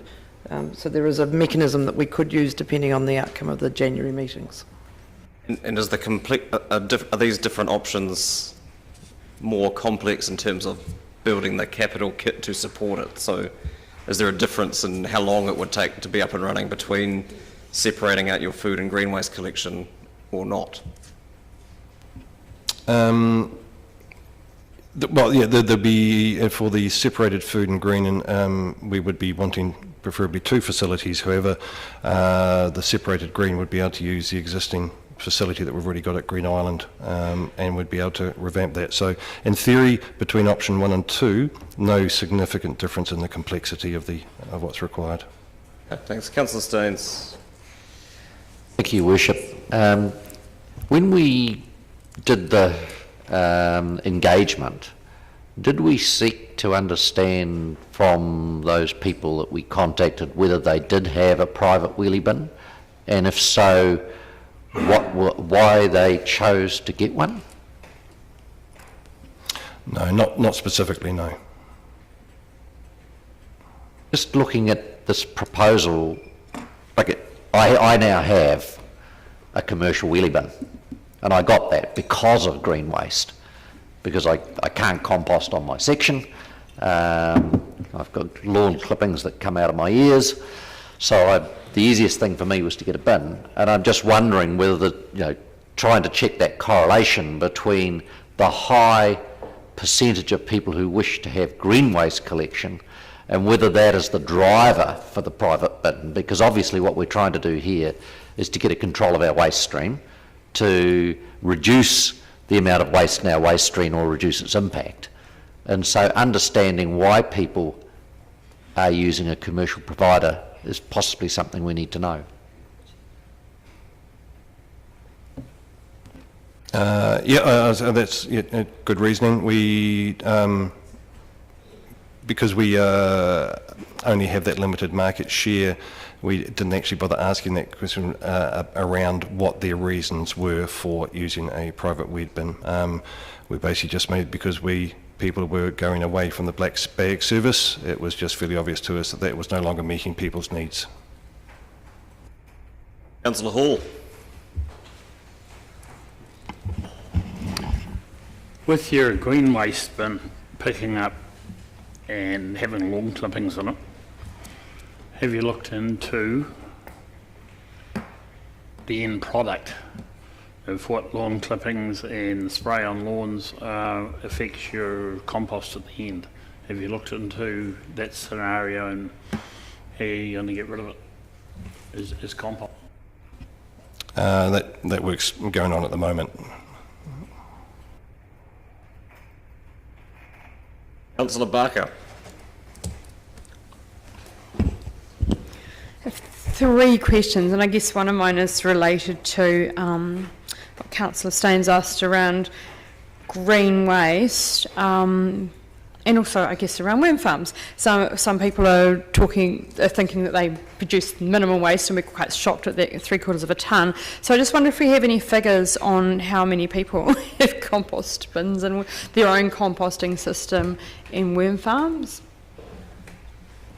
No figures on that, sorry. And the other question is there any analysis on what percentage of Dunedin properties have gardens and green waste producing properties? No, I couldn't give you an accurate figure on that. Thank you. My third question is just around the finances, I guess. In the 1920 financial report, there was a $3.6 million unfavourable variance, and it just says that it was reflected the net impact of a reduction in commercial tonnage. Was that COVID related? Well,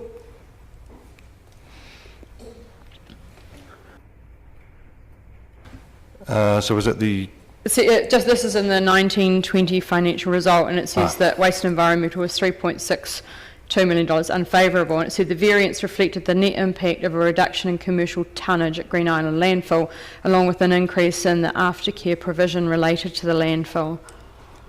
So in referring to the commercial, that was actually a large commercial firm, waste collecting firm, actually going for another option, taking their waste elsewhere. Okay, thank you. Councillor Houlihan. Thank you. Can I just clarify, it might be, I'm just if we have the green waste, is there any option that you, for example, if you don't have a lawn, you know, that you don't have one, like, or if we do agree to it, it has to go to everyone? Is that the situation? It's quite clear in the report that Right. the green waste collection service would be voluntary. Would be optional. Okay, so you could pay for it separately. That's how it would work. And it would come out of your rates? You could have it. Okay, well, that seems good. All right. Well, I was just clarifying for the members of the public that may not have read all of this, that's all. Can I also clarify carbon emissions? It was something that Councillor Elder raised before. We, as a city, you know, we've certainly highlighted, some councillors have highlighted concerns around car emissions and carbon emissions. How does that compare to the emissions we have with waste? Have we got any figures? Yeah, the breakdown of the city's carbon footprint has been presented to council at a meeting not that long ago, but transport is the most significant. How does that compare with waste? Is it quite close or miles away? Or so are we saying that if we carry on with our waste the way we are, how does that affect our carbon emissions? I would redirect you, Councillor, back to the report that summarises the breakdown by sector of the city's carbon footprint. I don't think it's fair to assume that the staff here carry all of that information with them. So can I just ask again to clarify, do we know what the carbon emissions are from waste? Yeah, we most certainly do, and I can't put it in the context of the city at the moment. Obviously, that's contained in that separate report, but it's 5.1% of the emissions DCC activities produce. Councillor Lofiso. Tēnā koe, Your Worship, tēnā kōrua. Thank you for your ongoing mahi and coping with our questions. I'm following up on Councillor Walker's and other councillors' concerns about behavioural change. Would it be fair to say that that's not really your job in terms of educating the community, and separate from communications, which is to me a totally different thing? But you, in terms of pursuing that behavioural change, do you consider it taking a lead, if you like, from the Ministry for Environment and their rolling out of community education programs that will hopefully contribute to the overall behavioural change? So my department is responsible for, if I've understood you correctly, Councillor, my department is responsible for enabling and actually organising quite a number of community education campaigns and enabling the national campaigns like Love Food, Hate Waste, that sort of thing. So what percentage of time and budgets, or roughly, would you spend on community education and community outreach? I couldn't give you an accurate figure right now. It comes out of our waste disposal levy funding, of which we receive approximately $500,000 a year, and some of that funding then goes towards Enviro schools and our education and promotion programs. Councillor Walker. Yeah, thank you, Your Worship. I'm still trying to consolidate the image of grass clippings coming out of Councillor Staines's ears, but It does sound like a medical problem. never mind. And I just going back to Councillor Lofiso's previous comments, I do applaud the work that comes out of your team in terms of waste minutes. Fantastic. So my question is around, is it fair to assume from, and I'm picking up from the tenure of this conversation today and your responses, that whatever option we choose today, that there's absolutely no one size fits all here in terms of appeasing people like the man with his grass clippings or Councillor Lord with his one bag per whatever, and the plethoras of in-betweens. I don't envy you. Is that the case? There is no one size fits all? No, absolutely. Obviously, we have people with large sections, lifestyle sections, and we have 9 students living in one flat, and everything in between. So, Councillor Hall.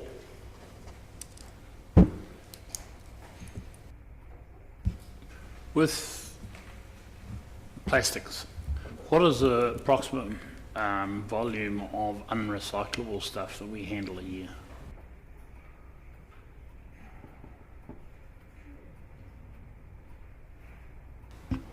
That's now counting as contamination. The latest figure I have to hand is 27%.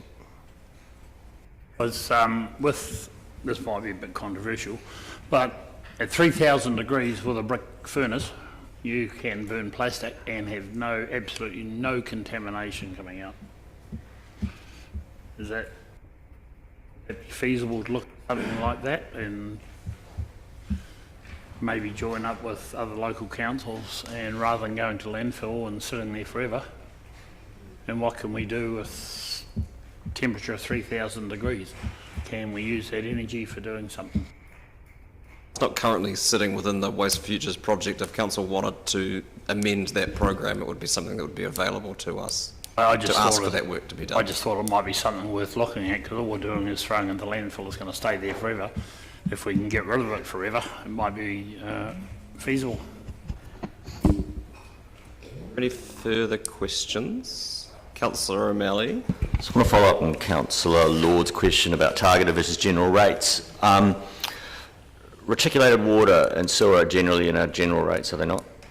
And if an area does not receive those services, we don't charge them for it in the general rates, do we?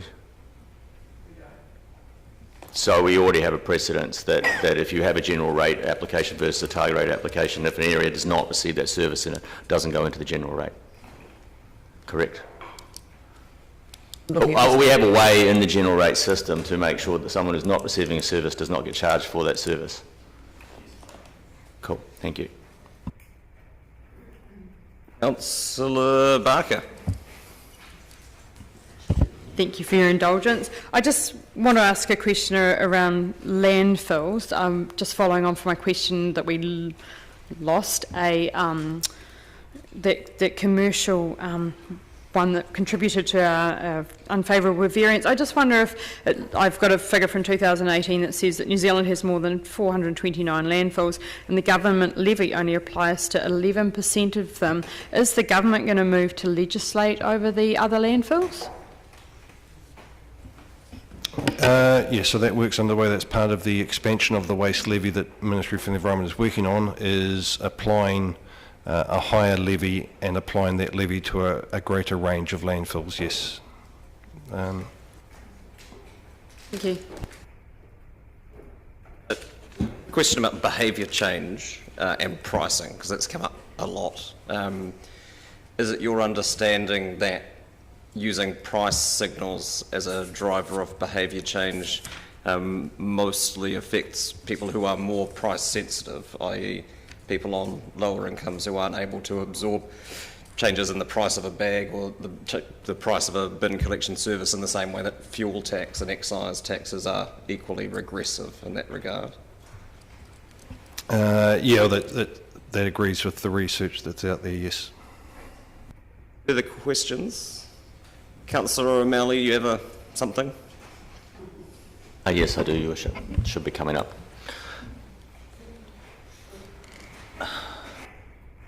So I want to move that we approve the 4 bin, which is now, I think, starting to be called the 4+1 option, which I think actually probably is a good descriptor of it, to be included into the 10-year plan consultation. And I would like us to touch option in part C to basically touch on the implications of either doing this as a targeted rate or in the general rate. So I think it's appropriate for the understanding of decision-making purposes. Yeah, that's we fine. get a report of that by January. Do you have a seconder? Seconded, Councillor Lofiso. I'd like to speak to it. This has, thank you, Your Worship, I certainly do. This has been, I've been involved with a lot of the work in the background as we're getting to this point, and I want to comment on some questions that have been raised during the question session to sort of set the context of this. What we're putting in place here is a critical component of establishing a state-of-the-art waste and environmental system. This is the input section from the households that we're talking about. But we're still subject to external forces, and in fact we're in the middle really, of stuff that comes into us.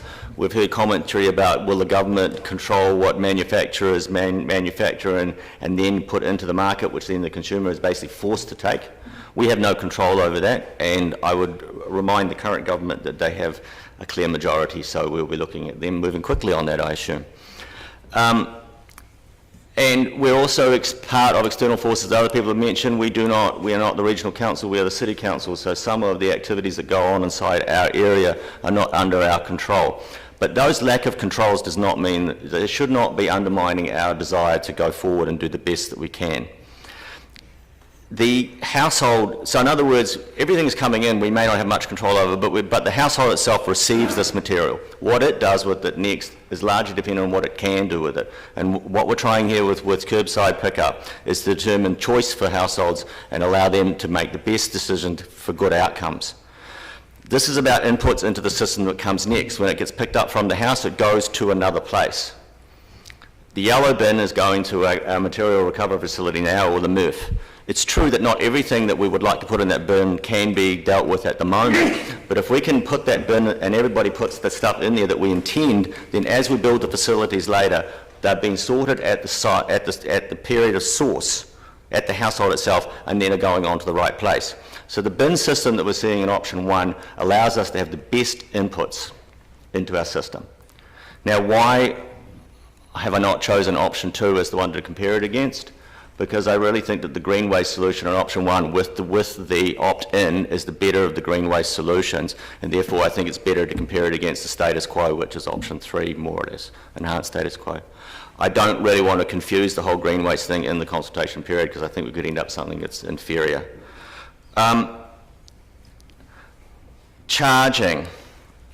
There's been talk about either targeted rate or RFID and charging per unit use. My general feeling about user pays is that it's had almost no impact usually on behaviours. It often targets those who can't afford it and often has perverse secondary outcomes, which in this case would be things like fly tipping.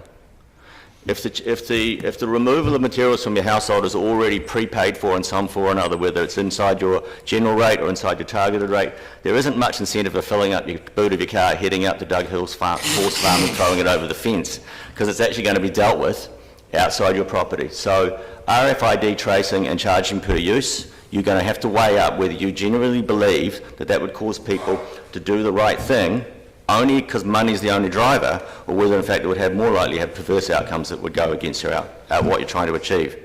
I believe if we provide the right systems and then we combine that with education, people naturally want to go in the right direction. And so instead of charges, we're actually looking here at bin sizes. And all I would say is we probably would, as we replace those red bins, start making them smaller and smaller and smaller as we encourage people to go into the green and yellow and blue bins. Green waste.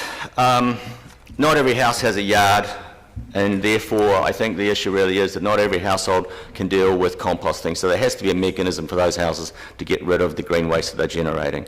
If you have a yard, if you're making yard waste, you obviously have a yard. So whether you choose to or not, you have the potential to do composting on your own property. And then on the +1 option, if you choose not to, then you can pay to have that taken away. But most importantly, it will be taken away in a different vehicle and going to a different place, because as we all know, as we look, if you spend as much time as I do looking at rubbish, if you separate them out at that point, you're going to get a much better product and a much better outcome.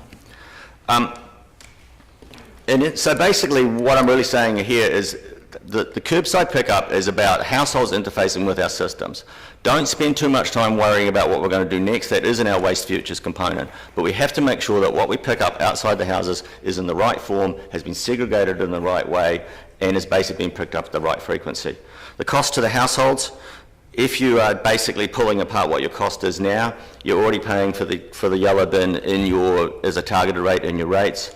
You're either using black bags or you're using a red bin. If you're using a red bin from a commercial provider, you're not too far away from what we're going to be charging to have this done under the city. We will effectively take out the competitor, because obviously if you're paying for it in your rates, you're not going to go and put another red bin on top of your payments, so that the competitors will pretty much fall out of the market. They know that. They're quite aware of that, and I'm sure are gearing up for being the contractors to pick up our red bins. And the last part I want to make is, if we don't make forward steps now and stay where we are, then the money that Ministry for Environment has in place for generating good outcomes in the circular economy will not come our way. So we have to show that we're taking this seriously and we're doing the best that we can. I believe that option 1 is the best option at the moment. It is, in my opinion, state of the art in terms of what cities do. And I'm fairly confident that when we go out to consultation, when people look at it and they consider what they're paying now and what they're getting now versus what they would pay in their rates and what they'll get when they go to this option, I'm sure that we'll get enough support that, in fact, we'll see clearly in the public consultation that that's the preferred option. Thank you. Councillor Benson-Pope.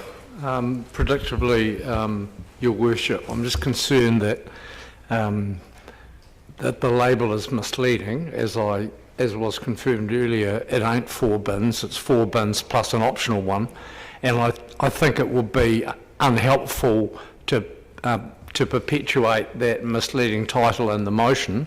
I don't take exception with anything that the mover has said, but I wonder if he would consider, or the meeting would consider, calling it, elaborating a little, 4 bins plus an optional one or something, so that people understand that the green waste component is an add-on if people want it.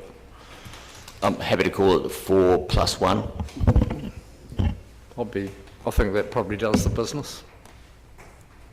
Councillor Loftwistle's nodding, which I'll take as acceptance. That's fine. Councillor Houlihan. Thank you. While I think it's great we're getting rid of the plastic bags if this proposal goes forward, we're a city that has had ambitious goals. We've set 2030 for our carbon emissions, for zero emissions.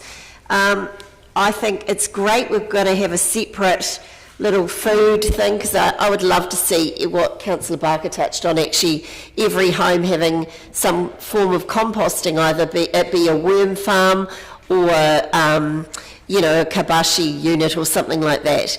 I actually do think as a city we can do more.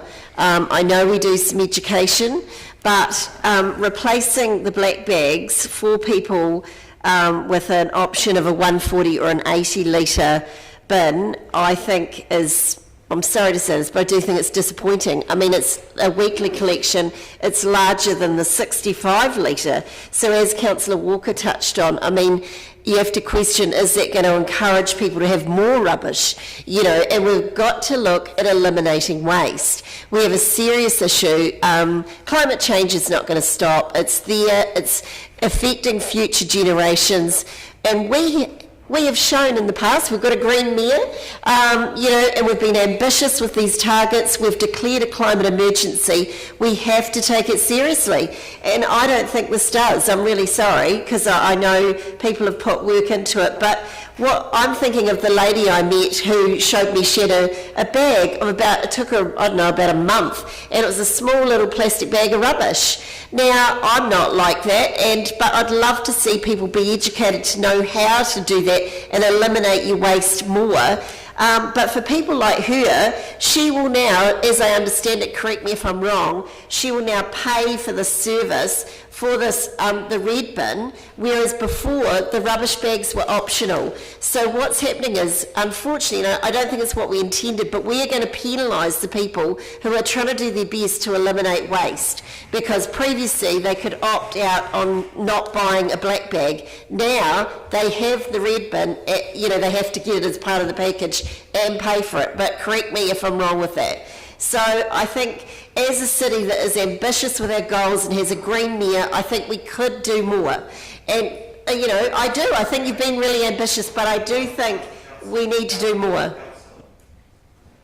It would be preferable if you focused on your own views in debate rather than projecting them onto myself. Councillor Walker. Thank you. I'm genuinely conflicted by this issue. I guess because on the one hand I recognise the absolute need for curbside collection option that better aligns us to our DCC zero carbon 2030 target, and of course a collection methodology that gives us greater alignment with the DCC waste futures towards a circular economy. And as I mentioned earlier, we certainly need to wrest control back from the private contractors. However, all the proposals still leave me with many unanswered questions.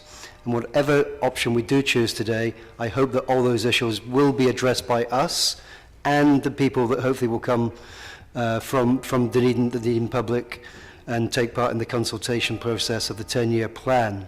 So what am I referring to? Firstly, I think there's general agreement around the table that the black bags were no longer wanted. And while we are boasting, by the way, my family puts out 2 a year. But they are prone to animal strike, and they are dangerous for those people handling them. But they were brought in to incentivize people to reduce waste, and I think they have done that. And for many, that has happened. So the genuine question I want to ask is, how do we as a council send a message to all of those people who have diligently reduced their general waste, who may already compost and don't need a food scrap bin or a green waste bin, and are now, in my mind, being asked to subsidise those who can't or haven't made an effort to reduce their waste? It's a genuine question, and it affects a large number of people.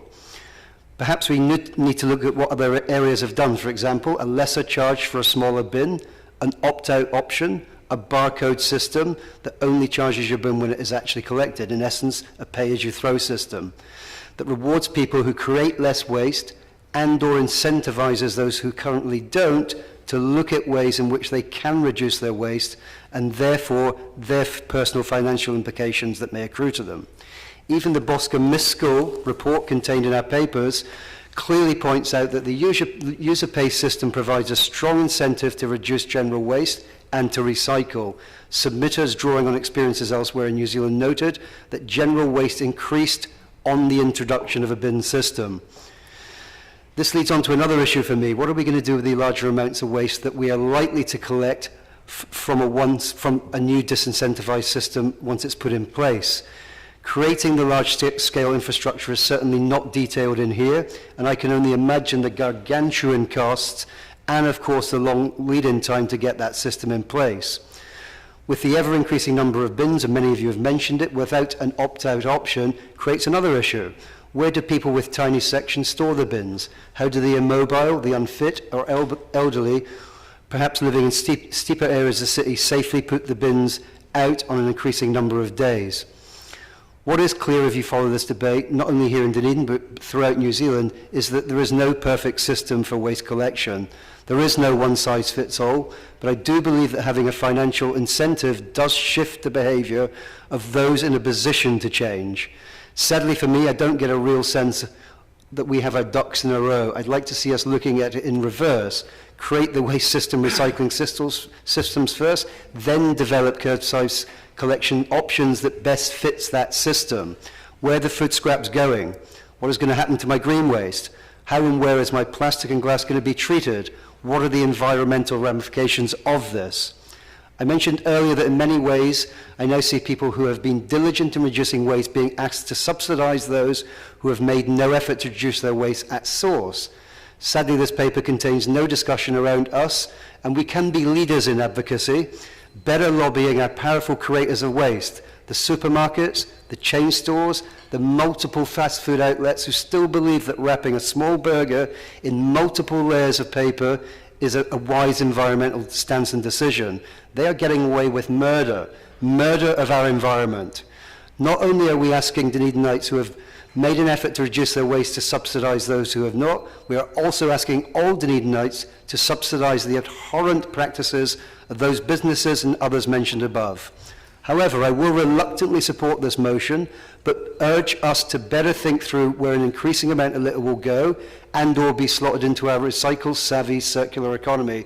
And I urge all members of the public watching this who feel their efforts at reducing waste have not been recognised in the proposals being passed today to come and submit to us next year during the 10-year plan consultations. Just beat that clock.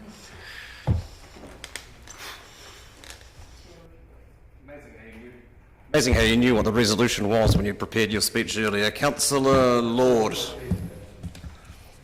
Councillor Lord. Yeah, look, I too share some just concern around this, and actually I disagree with Jim, not in most of what he said, but I do disagree with the view that behaviour can't be driven by price, and I think we see that in a million ways every day. People buy a large bottle of Coke because it's cheaper than 2 small bottles of Coke. People buy things all the time that cost where they perceive they're getting better value. And I think, to be quite honest, this is what people have done with the competitors at the moment. They pay $280 a year, they get unlimited throwaway in a big bin, gets collected every week. It's a simple, easy option. I would be much more confident with this option if we did have a system where the little old lady or little old man or the caring family that minimise their waste were only paying for the times that they emptied their bins. We would have to do a lot of work on a system to make that, because you would not know unless you drove around the streets. You'd have to send a certain number of trucks around every day, and some days they'd go a lot further and some days they'd go a lot less before they get full and all that sort of stuff. But I think if we genuinely want to change behaviour, we have to have a system where you pay for what you drop. If we're not going to do that, we might as well just swap the bag for a small bin and just carry on with the status quo. And if you think that's a good outcome, don't vote this and just vote for a small bin. And if you think this is a good idea and can be worked with, I think what we need to do is and I heard Mr. Henderson say that there's problems with people that do it. Look, I work in an industry where you walk along with a wand and you just wave it past a cow's ear and it can tell you 3 generations of that cow just by doing that. This technology has been developed. It is good technology. It can be used properly. It just needs to be adapted, and I am confident that there's ways that we could have tags on bins that would record to a computer base quite easily. So that's my only thing. I disagree with the point that we can't control behaviour, and I think it's the same with put a water meter in. You will control the use of water and the volume of water that's used. People will turn off taps and that sort of thing. So I think don't underestimate the ability of the public to adapt, but I think we do need to adapt too. So I will support it, but I'm nervous about it. Councillor Vanivers.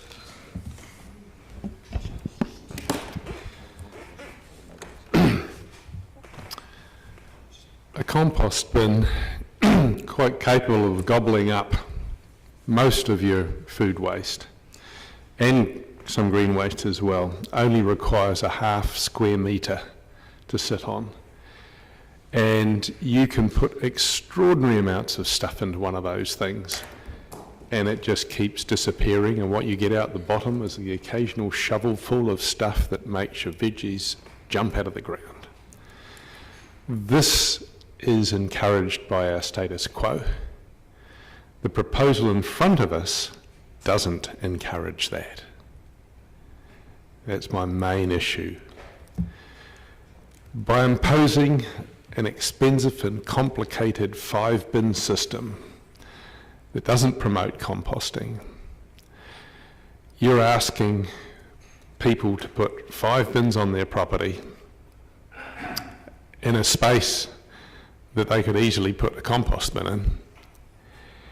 You're encouraging people to buy into the idea that by splitting all of their outputs into 5 separate bins, they're all going to end up being beautifully recycled in some kind of circular economy.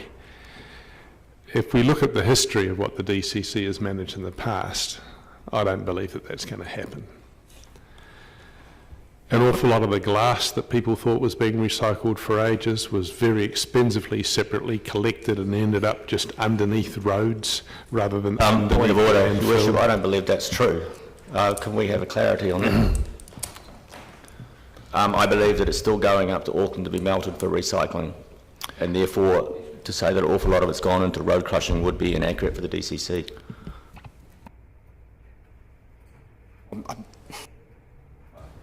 I don't feel qualified to provide an answer to that, and I am qualified. I've seen it being crushed at Blackhead. I've seen the Fulton Hogan use it under roads. And Councillor Vanivers. Yes. Do you mind pausing while I finish? What you had, Your Worship. Well, I haven't ruled on the point of order, which I know is something that you are fond of the chair doing at meetings. So, look, I'm not going to uphold the point of order on behalf of Councillor Vanover's opinion as to what it does, but I would suggest that Councillor O'Malley, you do have the opportunity to respond in due course in the debate. Thanks. My knowledge of what has often happened in the past regarding glass is not opinion, Your Worship, it is experience. I spent more than 2 years as a garbage collector in my student days. It's how I financed my way through university. I have spent a lot of time at landfills. I have made recycling and reusing a central part of what I do, and I have seen extraordinary amounts of supposedly recycled materials simply expensively collected and then not recycled in as people imagine. This 5-bin system that we're talking about promises, I believe, to simply add a whole lot of expense and have the imagined result of that we're going to get a more circular economy and that we're going to get more recycling. I don't see that happening this way at all. I can see that it will actually essentially move people's personal responsibility of dealing with things in their own properties over to the council. The council will then take it all away and supposedly it'll be dealt with, but actually it probably won't be. For a start, you will not have the ability to get a product that enough people are going to want to buy. The idea that we can make a really good green waste product in theory is fine, but if there's not an adequate market for it, then you're going to end up dumping it or stockpiling it, as we have for plastics in the past, as we have for glass. The idea that we can wrest back control of waste management from the private sector, I believe, is laughable. The private sector has always been much more efficient at doing these sorts of things than we have. The private sector has always been much more responsive and much more competitive in the way that it deals with what the public wants. And the idea that we can impose this 5-bin system at enormous cost spread across all ratepayers and that the private sector will simply just walk away, I think is ridiculous. For all of these reasons, I won't be voting for this proposal. Thank you. Councillor Gary. Thank you, Your Worship. Last night on Maori television, there was a program that should have been compulsory watching for all of us. And one of the things that reminded us of is that there's no away, which I think is a very good reminder. But for different sectors of our community, we have different experiences, and we have different experiences around this table. We have different approaches to waste. I recall on a number of occasions Councillor Lefiso talking about low-income families and the difficulty of actually buying the bags, the cost of buying the bags and stockpiling rubbish and the difficulties with that. We know fly tipping occurs as an option. And so we've got to recognise that there is such a wide experience and approach in our community that what our views are may not be the views of the wider community. So I want to take a couple of stereotypes, one of them being students. I do get concerned at this idea that students don't have a view, don't have good practices on waste minimisation, and I just remind everyone of the Sophia Charter and that young people are actually particularly switched on in this regard. I just remind people, and this has been touched on, around the elderly, and it was good to hear about the assisted contractor situations through medical people, and for the disability community who want a voice in these matters. So one size is never going to fit all. And we do have a city that has steep streets and steep drives, and it must be something to do with the milestone birthday I had, but I am contemplating these things going into the future. And thinking about how you negotiate those kinds of things as you get older. I think, though, too, on the positive side, if we think about how far we've come, and it wasn't all that long ago when I recall we were segregating our glass up, when we started to take glass out and put it in a separate bin, or we started to recycle, and there were many people in our community for whom that was a really foreign experience. I tend to be quite shocked when I come across people for whom that still is a rare experience, and I think they're much fewer now.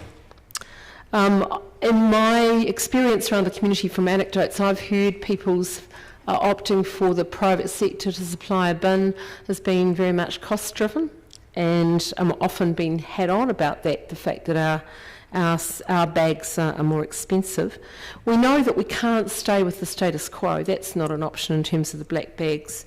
And we know that we have carbon zero goals for 2030. And that's not about us having a green mayor or not. Our mayor is our elected mayor, and it's about what we as a council decide to do in terms of leadership and where the community is up to. And I would suggest to you, and I think everyone around this table knows this, that our community is ready for a change in this regard. They've been ready for 2 years, actually, at least. And I see all people in the community, young and old, no matter what their circumstance, I see a large proportion of people wanting to see leadership from us in this area. So I will definitely be supporting this. It may not be absolutely perfect, you know, and that was acknowledged by our staff, that there are technology changes, there are best practice changes. By the time that we bring this in, there will be changes. And I think it's about being nimble and being able to adapt to that. So, no, it's not perfect perhaps, but it is, I think, a very positive way forward. I think it's what our community wants, and we need to put these options for them to give an opinion on. Thank you. Thank you. Councillor Stones. Thank you, Worship. I will be supporting these options. However, I have very similar concerns to those of Councillor Walker in terms of there is no incentive for those who are doing their best to reduce waste under this system. However, I think there's a bigger picture to that, and that as a council and as local government in New Zealand, we should be placing greater and greater pressure on the government, and we do have a government that can make decisions on its own now, to take some action on packaging and materials that are entering our households every day. It's very, very hard to go out and purchase things that don't have some form of packaging. You know, plastic wraps, plastic packets, all sorts of stuff, not even marked on whether you can recycle it or not. It is a real problem for us, for all of the people who live in cities, because we get it whether we like it or not. So I think you've got to put the ambulance at the top of the cliff, not the bottom of the cliff, and we need to pressure for that. I remember when we introduced the glass recycling, and there was a bit of a negative reaction to that. I suspect now if you took away glass recycling bins, people would just about riot. I suspect the same thing comes from the general recycling bin that we have. And I think this is just another step in providing people a tool to separate their waste streams. And personally, I think it's better that we have some control of that stream. Now, we have green waste at the moment getting buried in the ground. What do we know about green waste buried in the ground? It goes into anaerobic breakdown, generates methane. If you're not capturing that methane well, the methane is far worse than a bit of CO2 that we might generate from producing compost. And I do have to say, having compost bins is fine.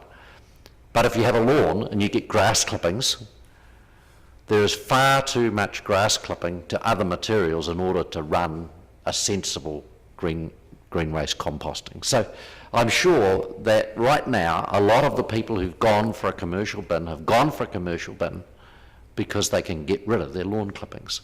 And at this time of the year, that quantity is substantial. I will fill, 2/3 fill, a 240 litre bin every week with grass clippings. You know, so I honestly believe that providing that option is a good option.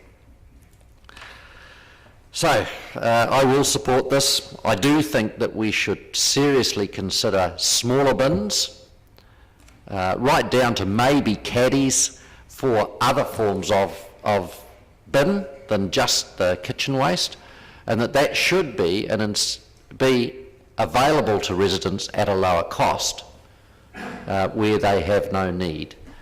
The only risk in that is that people choose to take the smallest bin possible, to pay the least in their targeted rate, and then go and buy a commercial bin and throw everything in it. But anyway, thank you.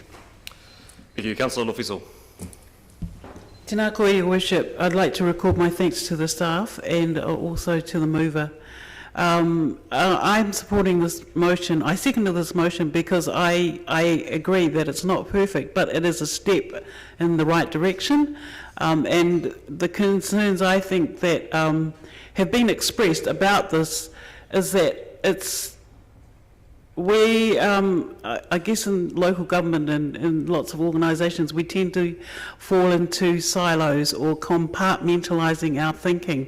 And so where there's concerns about penalising individual households or individuals, I think we actually have to have our solutions which are actually about the people, and that's societally. So I think that I'm supporting this motion because it's a step in the right direction, not about individual consumers or individual households. It's about us taking leadership in terms of our city as a whole. Thank you. Yeah, thanks. I can support this also, and I share the concerns that people have raised around some of the macro level stuff that isn't within our direct control but is within our ambit to advocate for change, whether that is the regulation, whether that is product stewardship, whether it is making sure that people have enough money to live on, because as is often the case, we tie ourselves up in knots trying to come up with the best public policy solution that just accepts the fact that people won't have enough money to live on as a force of nature akin to gravity. And obviously these are political decisions that we have made to put people in those situations. But this is the first opportunity that we've had really to improve the curbside recycling collection service since it was introduced over a decade ago. And at that point, it attracted a significant number of submissions, and Councillor Staines will recall, and it was roughly split 50-50 around whether or not to introduce a green waste collection service at that point. And the political decision was made at that time to not introduce it. We've seen that the public opinion has shifted somewhat in the decade or so since, and I think the political support has accordingly. We've heard that our waste system needs to be dealt with through personal responsibility, that great bastion of the libertarian worldview, and I think, and I disagree, because like many fundamental tenets of libertarianism, it ignores the reality of the world in which we live, and the idea that we should all just compost. Well, people don't, or people can't, and you can ignore that and tell them off all you like and tell them that they should.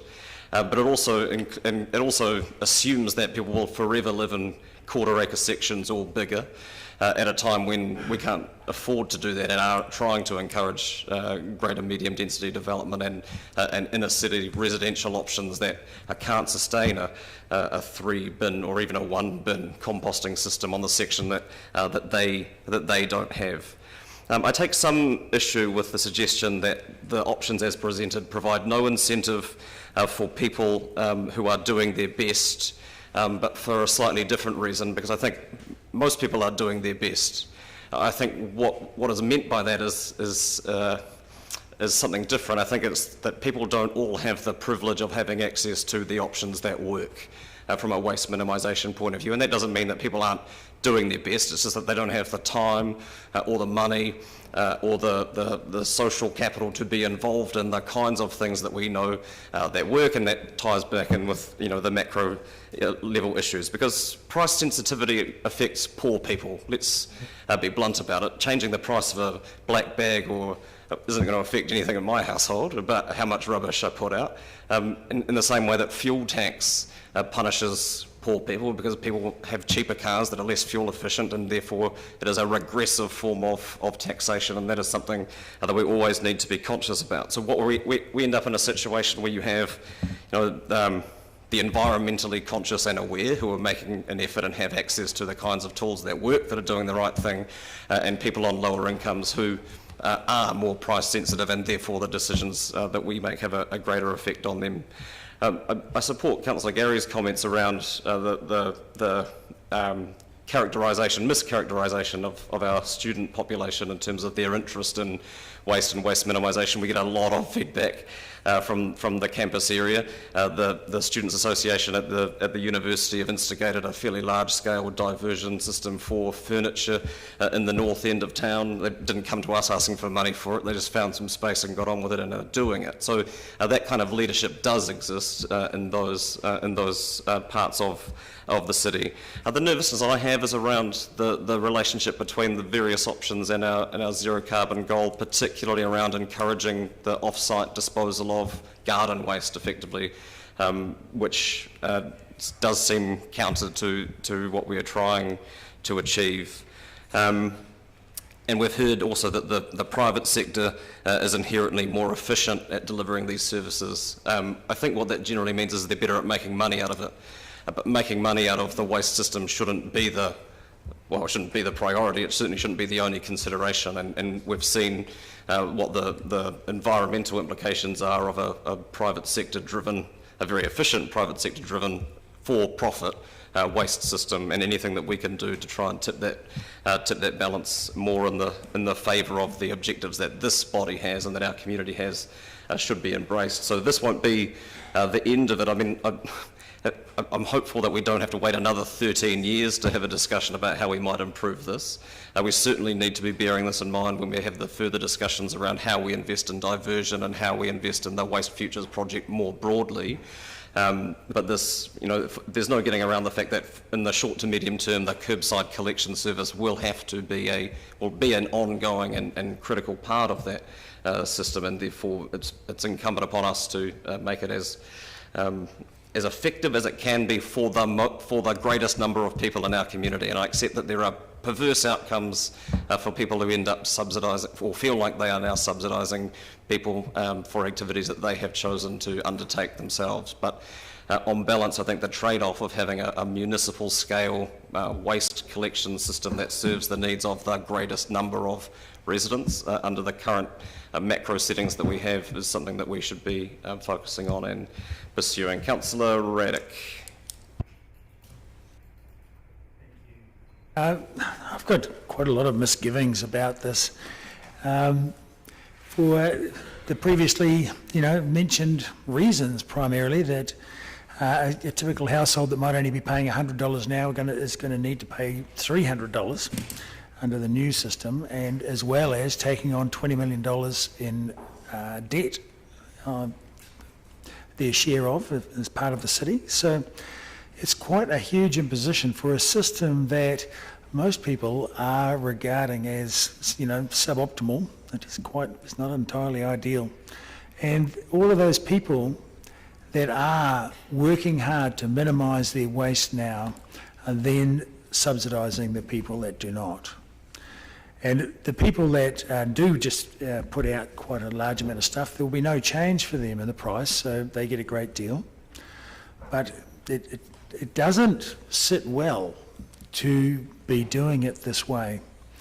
Now, to me, I think it would be preferable to have some more time to debate and decide these issues, not in this forum, a council meeting where a decision is made, because I'd like to propose an option in this set where we stick with the status quo and develop a pay-as-you-throw system, because the pay-as-you-throw does incentivise people to reduce their waste. But Sorry, you're foreshadowing that as a motion should this fail. So if you like, so that is my question, is how it's not best about for whether me I to like propose this. that. Is that what you're intending to Yes, do? go on. Yes, I am. Yes, I foreshadow that I would add that to the list of options. Status quo plus developer pay-as-you-throw. I think we'd have to replace option B, would it not, Your Worship? It wouldn't be an addition or an alteration to this. It would be a separate and subsequential motion should this fail. Yeah. Thank you. Further speak? Oh. Sorry. Yeah, sorry. Carry on speaking. I have more. I'll carry on. Take a couple of, a few more seconds. You know, it does concern me that we do have quite a number of ratepayers at the lower end of the scale of income, and every additional expense is quite significant to them, and a great many of them, they, you know, especially in my experience of going around as a Meals on Wheels driver to meet these people, are minimising their waste and are very cautious about what they put out and their use of those black bags. So it does seem like a very large imposition to triple their cost of dealing with waste. So that is a very strong misgiving for them, but also those people that don't need it. You know, for composting has been mentioned and so on. So I think we are on the verge in New Zealand and in society to have a pay-as-you-throw system, and we have the technology almost at our doorstep, and it would do us no harm to put some money into investigating that technology when we're looking at an extra 20 million of capital expenditure for this, and adding a heck of a lot of operational expense to the system for one, and to rates as a you know, essentially a one-size-fits-all with only the option of the extra bin at the end. So I'm not comfortable with it the way it is, even though I'm very enthusiastic, with, like most of the population of Dunedin, to see much better options for waste disposal and waste minimisation, and having some more bins and ways of doing it. I'm not comfortable that this is cost effective for us, and it's in grave danger of private enterprise coming up with something more cost effective and depreciating the efforts that we're putting in. So, thank you.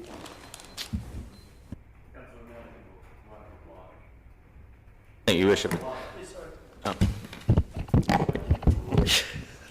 I actually wasn't going to speak to this, but as we've gone around the table, the one thing that I would say is that, you know what, this has probably been one of the most interesting debates that we've had in a while, because we actually you've all contributed your own thoughts and opinions in a lot of different ways. And I think it's been actually quite interesting to hear the diversity of thought, but also the common themes. And the number one theme is status quo is not an option. It definitely is not an option. And that this is not a perfect model with what we've got in front of us. And that's why I think we will be looking forward to our report in January, and we would go with this. But this issue does affect all residents. One thing is, I do take offence at times when I hear Councillor Walker and some others talk about the fast food industry and the rubbish it creates and everything else, and how it floats around our streets. It's dumb people that have made that float around the streets. People that go up and sit on John Wilson Drive and just chop their rubbish out the car window. The people that go and take their rubbish bin bags or plastic bags and go and dump it over farmers' paddocks and fly tip. Dumb people create a lot of dumb problems for our city.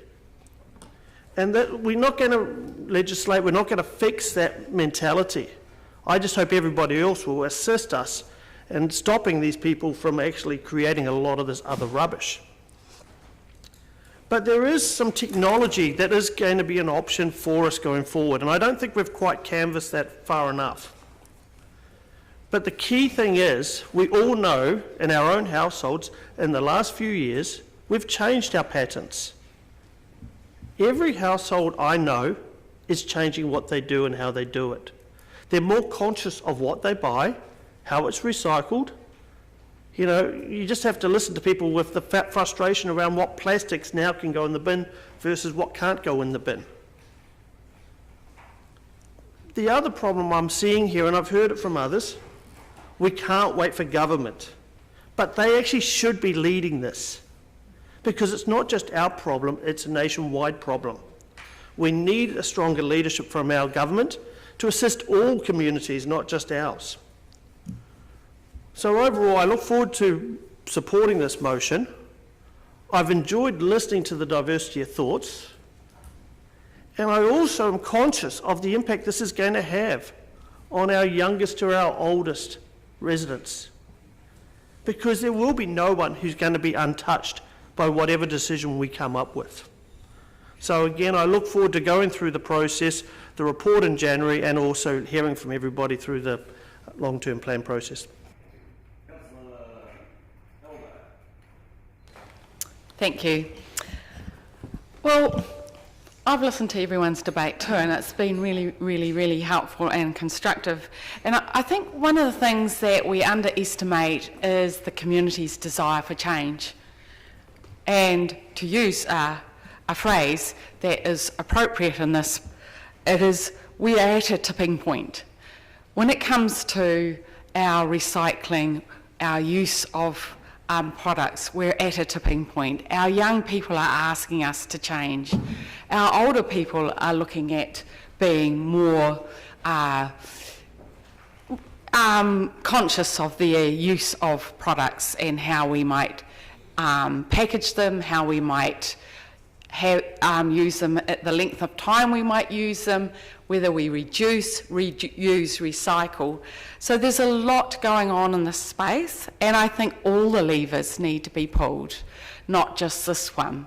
And that is that the levers at central government need to be pulled in reducing waste, and what those messages might come from our current Labour government. I believe also the messaging from our waste department around education about reuse, recycle and reduce. And I believe the wider community is at that point where they're actually willing to listen to that.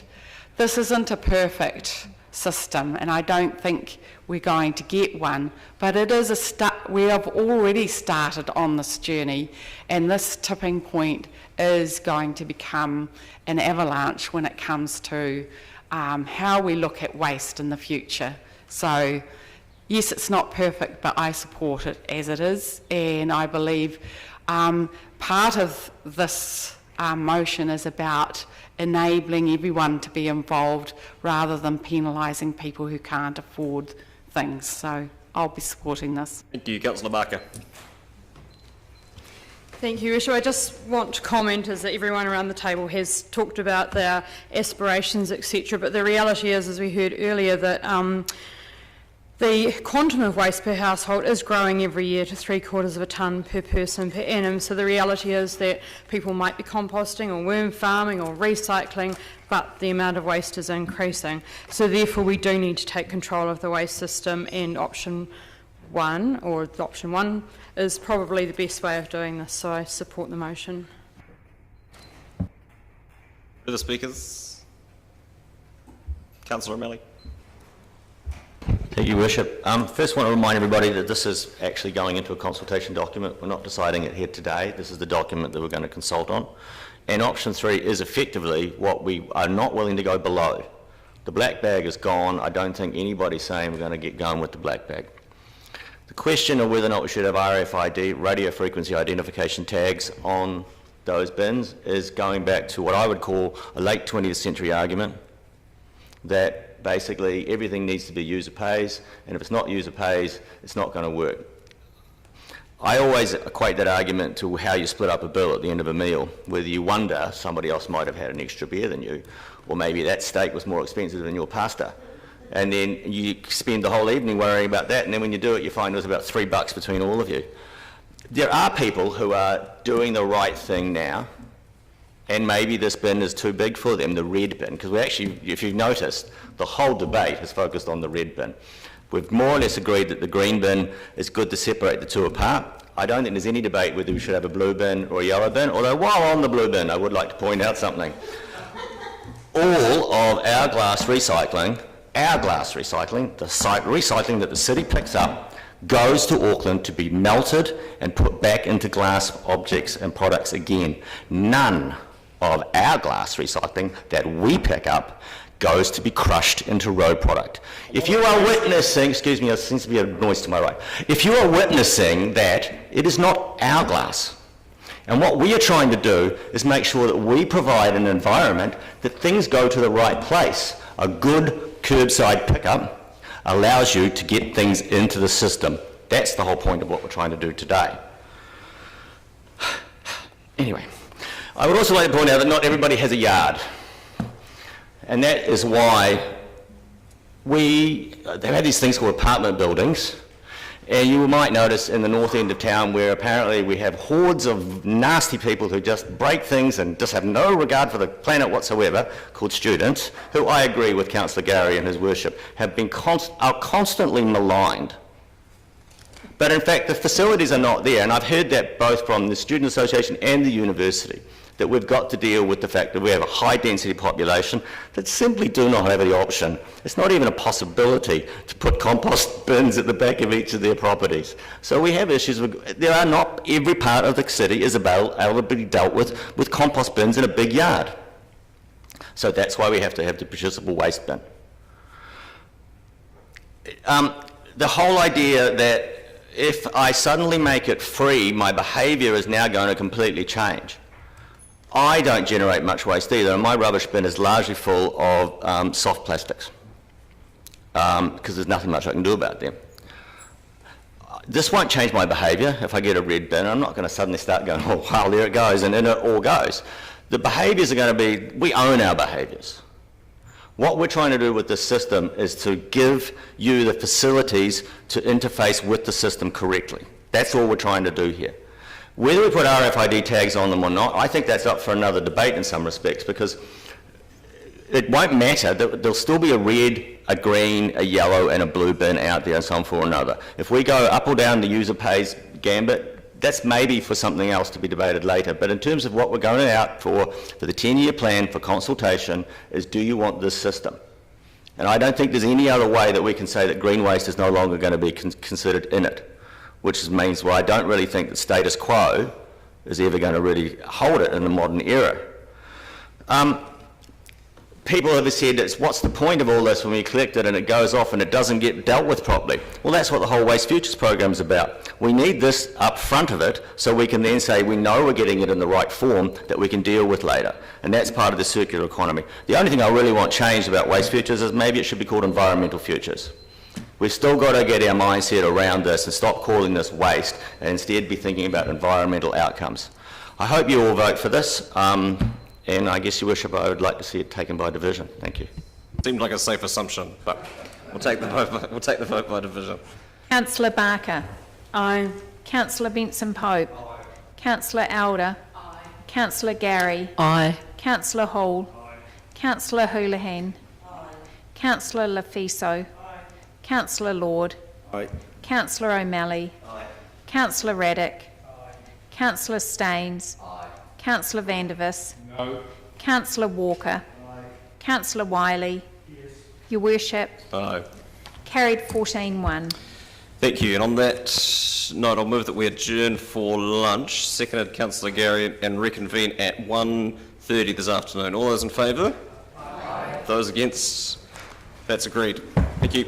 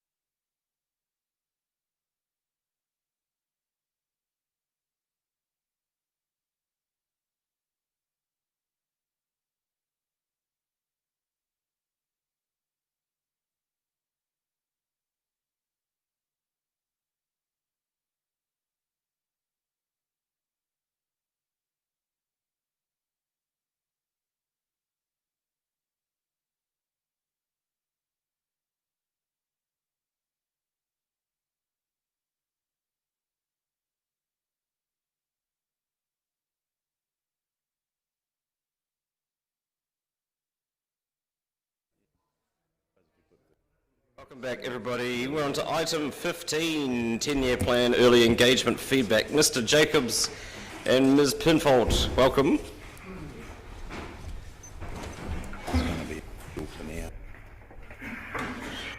Anything from you in opening? No, we're happy to take questions. Excellent, thank you. Questions? Councillor Elder. Thank you. Just a couple of questions, and thanks for all the work you've done on this.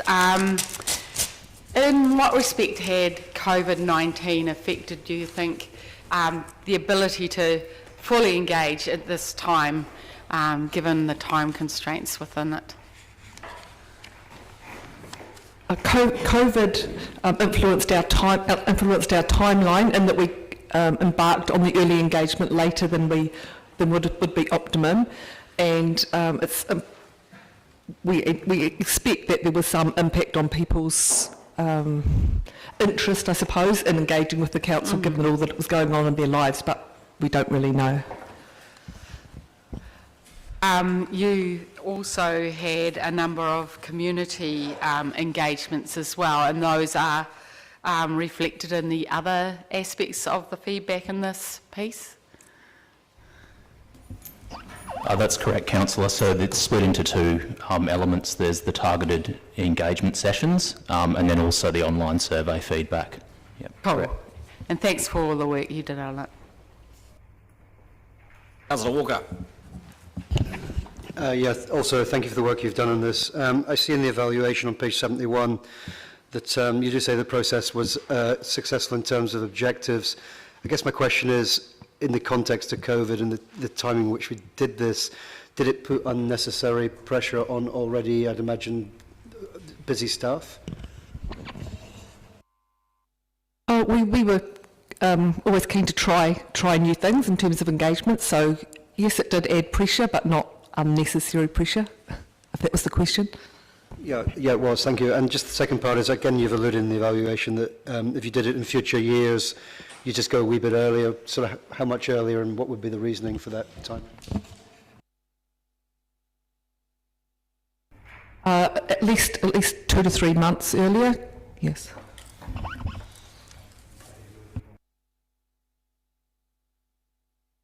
Councillor Raddick.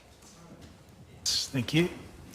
I just look at in the targeted stakeholder meetings. I was wondering, why did you not include place-based groups, community boards, and other ones like the Chamber of Commerce and such? There's probably... Thanks for your question, Councillor. So you might recall when the original decision was made on this back in August, there was a nominal targeted engagement calendar drawn up, and that was actually sent out subsequently at the end of September.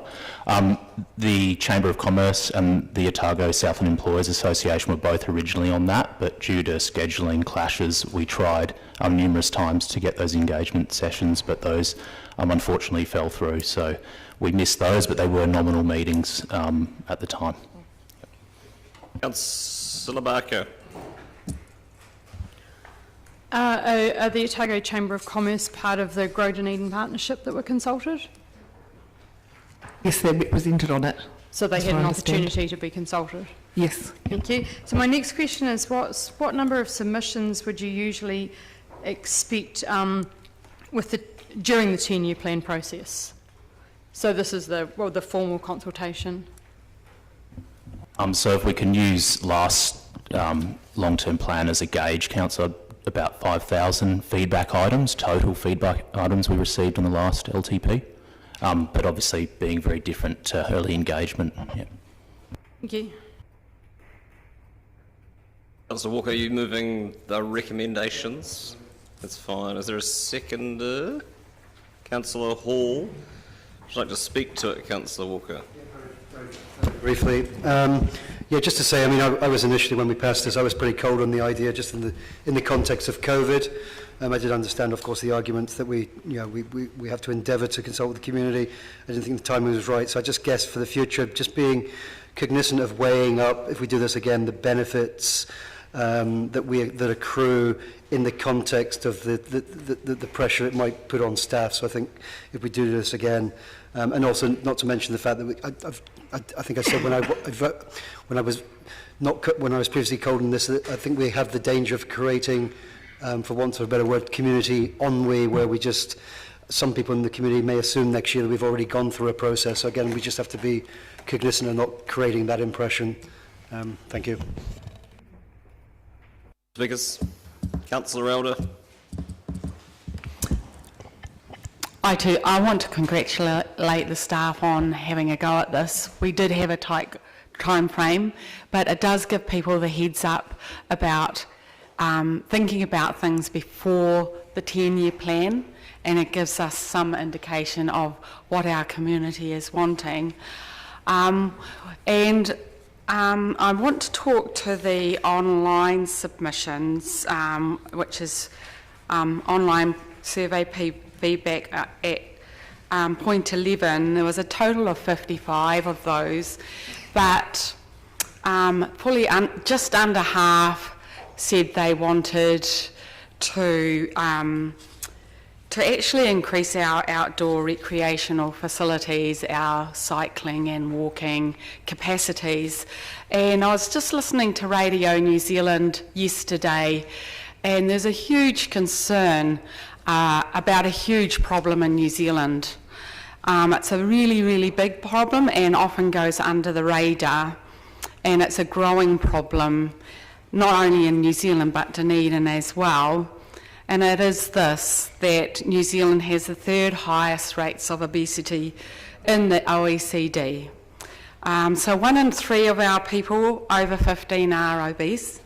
1 in 10 of our children are obese. And so in the context of that, so why am I talking about this now, is because nearly half of the submitters and the online submitters for the 10-year plan did ask us to invest in walking and cycling for health and wellbeing as much as anything else. The health and wellbeing outcomes for individuals increasing walking and cycling is actually calculated now, and it's between 3,000 and 5,000 per person who participates a year. That's the health saving through that.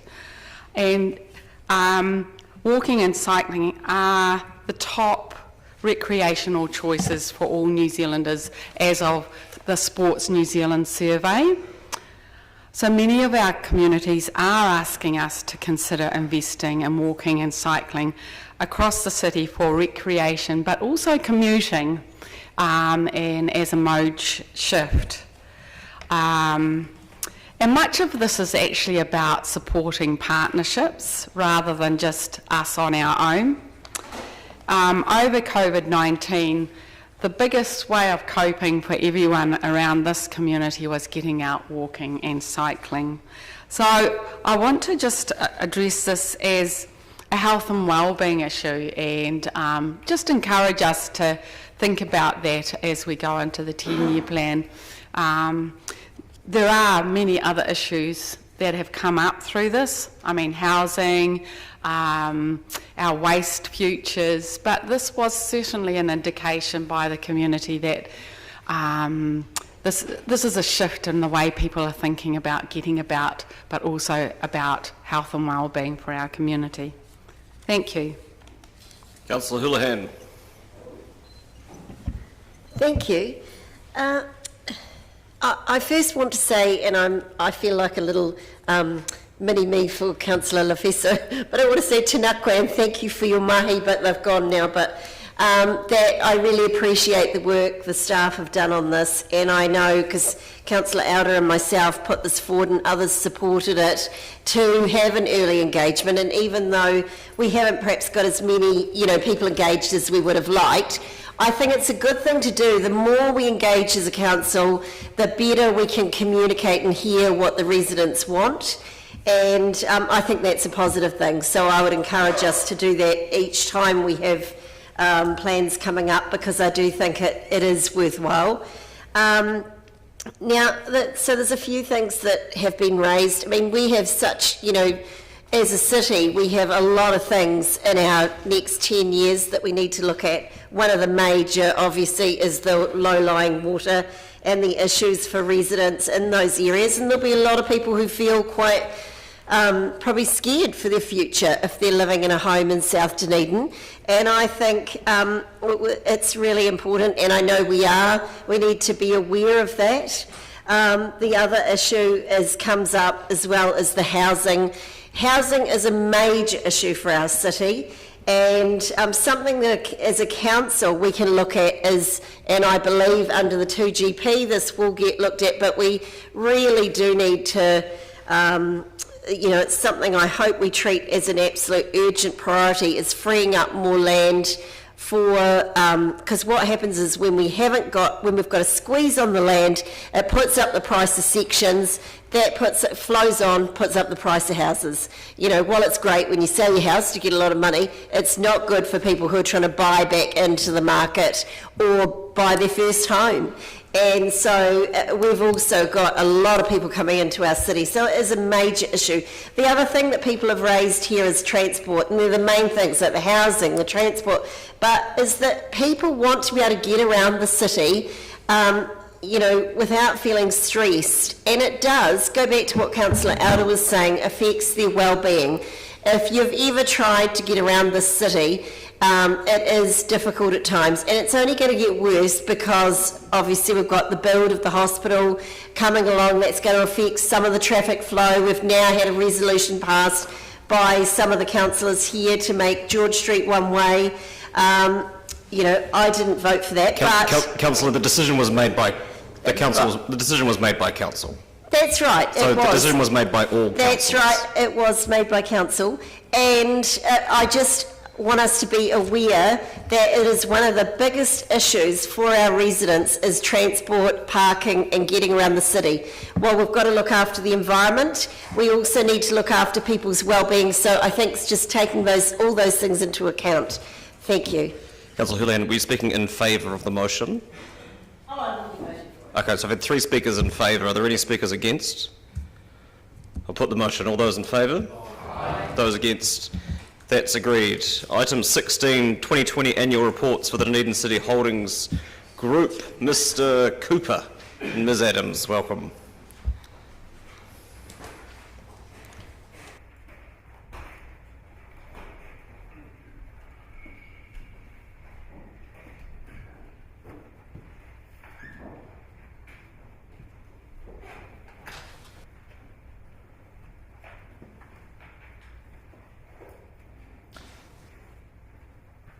To speak to your reports. Yes, please. So given the extension we had to finish these reports as a result of COVID, the reports are very much aligned with what's been previously discussed at the quarterly briefings. All companies have recovered by and large from the COVID lockdown period and the subsequent periods, with the exception of the airport and DVML, whose revenues are still less than pre-COVID, but are recovering well. Dividend yield continues to be a challenge for the group. We're well aware of that, and we continue to challenge ourselves how we can see that improved over the long term. We are focused on that, and there are signs based on the projections that the group will turn to profitability and resume giving dividends to the council in the years to come. A highlight of the year was the reduction in interest rates to 3.36% for the year, with the current interest rate sitting at 2.75%. We see that continuing to trend down as old debt instruments roll off. Finally, a focus for the group this year has been on environmental, social and governance aspects. We have worked towards and will be delivering a living wage across the group in the program period.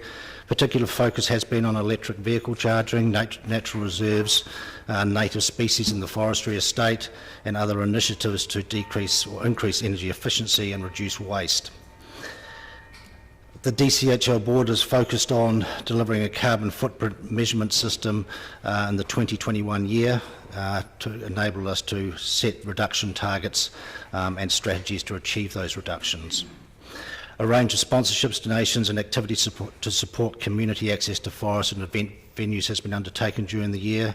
We've continued to operate the Graham Combrey Intern Director Program, educating and developing a pool of talent for not only the province but also for the companies in the years to come. And we have signalled a move towards adopting best practice disclosure procedures, and we are moving towards aligning reporting to New Zealand NZX standards in terms of disclosures. Questions? Thank you. I have one to start with, and it's around what we're being asked to do at this meeting, and I appreciate that it would make sense for us to be noting the annual reports of the subsidiary companies. But why are we not being asked to accept the annual report of DCHL?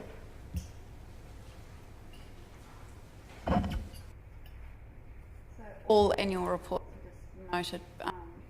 DCHL notes the subsidiary companies as well. They're not annual reports aren't put up for approval. They're just a report of what happened during the year and disclosures related to that financial year. Councillor Lofisel. Tēnā koe, Your Worship, tēnā kōrua. My question relates, and sorry, it's probably a lack of concentration on my part, and yeah. So I'm referring to the 2020 in numbers, page 6 of our order papers. So $1.9 million was paid off in stadium debt. What's the balance? What's the left to pay on the stadium debt, please? About a further 85 million. Thank you. And my other question relates to the no, it doesn't. It relates to the Chair's review, page 10, about the group directors, and noting the retirement of Mr. Hicks, or Judge Hicks now. Is there a directional thing in terms of recruiting mana whenua, tangata whenua directors overall? Yes, that appointment process is undertaken under the auspices of the DCC's own appointment policy for DCHL directors, which does include that, but equally where it's relevant to who applies as well. Councillor Vandervis.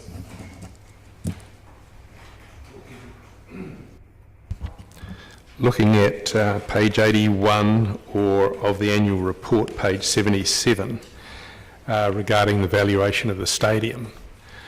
The stadium used to be valued as a public benefit asset, and the auditor notes that it should really now be based on a commercial valuation approach. Have you had a commercial valuation for it, and any idea how different that would be from the currently used valuation? This has been with us now this is the third year off the top of my head. Acquiring a commercial valuation, it was done back in the day, but based on how it would be valued now, it would be on its earnings, and it would give a somewhat different picture, if you like. So we have opted, as we have for the last 3 years, to accept the note to the accounts because of how it's structured. Yep. The auditor doesn't seem happy with that, given that it's now consolidated to the for-profit group financial statements. Are you going to address that issue? And given that there'll be a vastly different valuation for it, how does that affect your other numbers that come out of your accounting?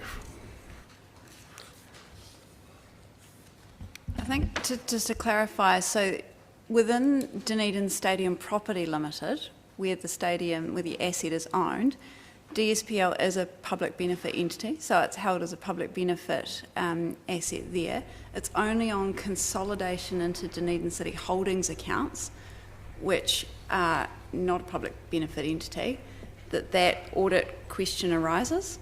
So within Dunedin Stadium property, it's public benefit and there's no audit qualification in that set of accounts. It's when it's consolidated up that the issue arises.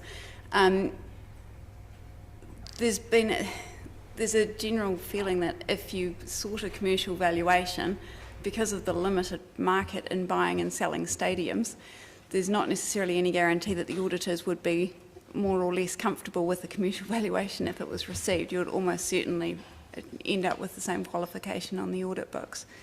So like I said, it's just when it's consolidated into holdings books that it becomes an issue for audit.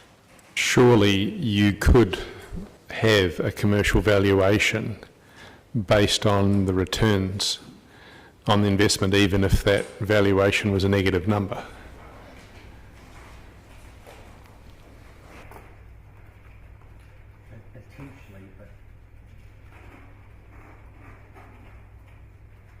Potentially, but given the structure of the entity and it's through a special purpose vehicle, and the range of funding activities that go from council through the stadium, the whole debate is a little bit moot.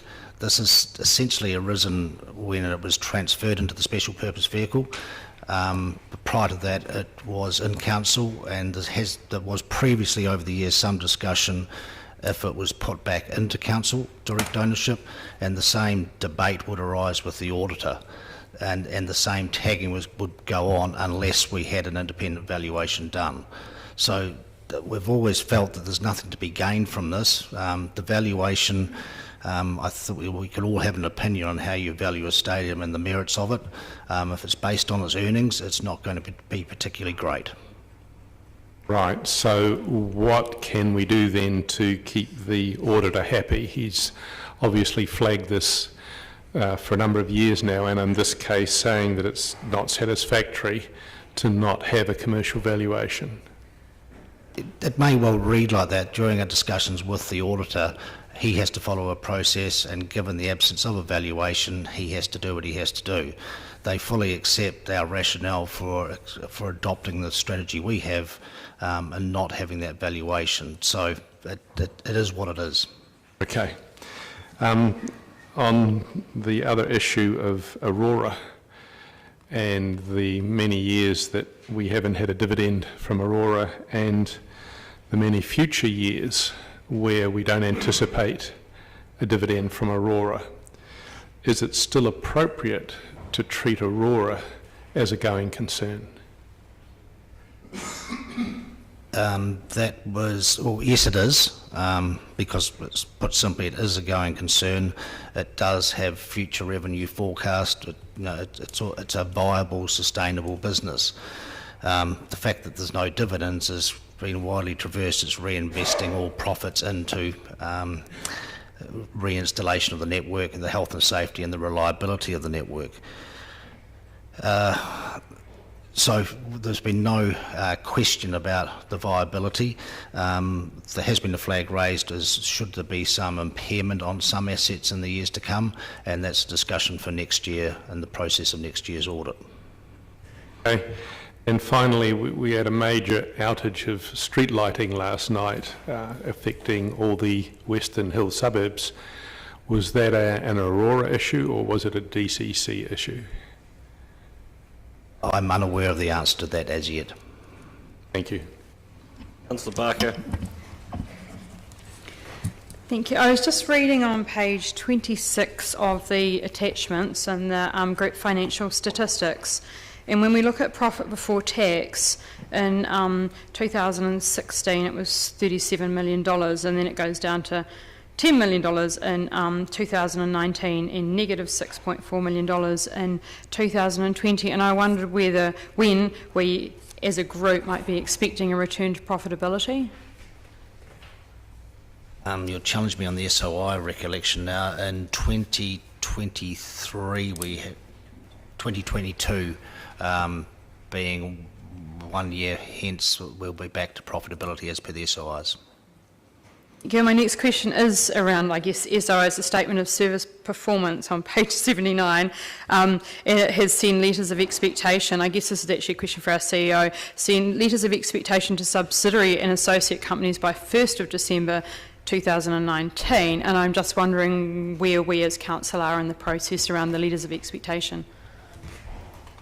I have the drafts that I'm working on as we speak to come to council.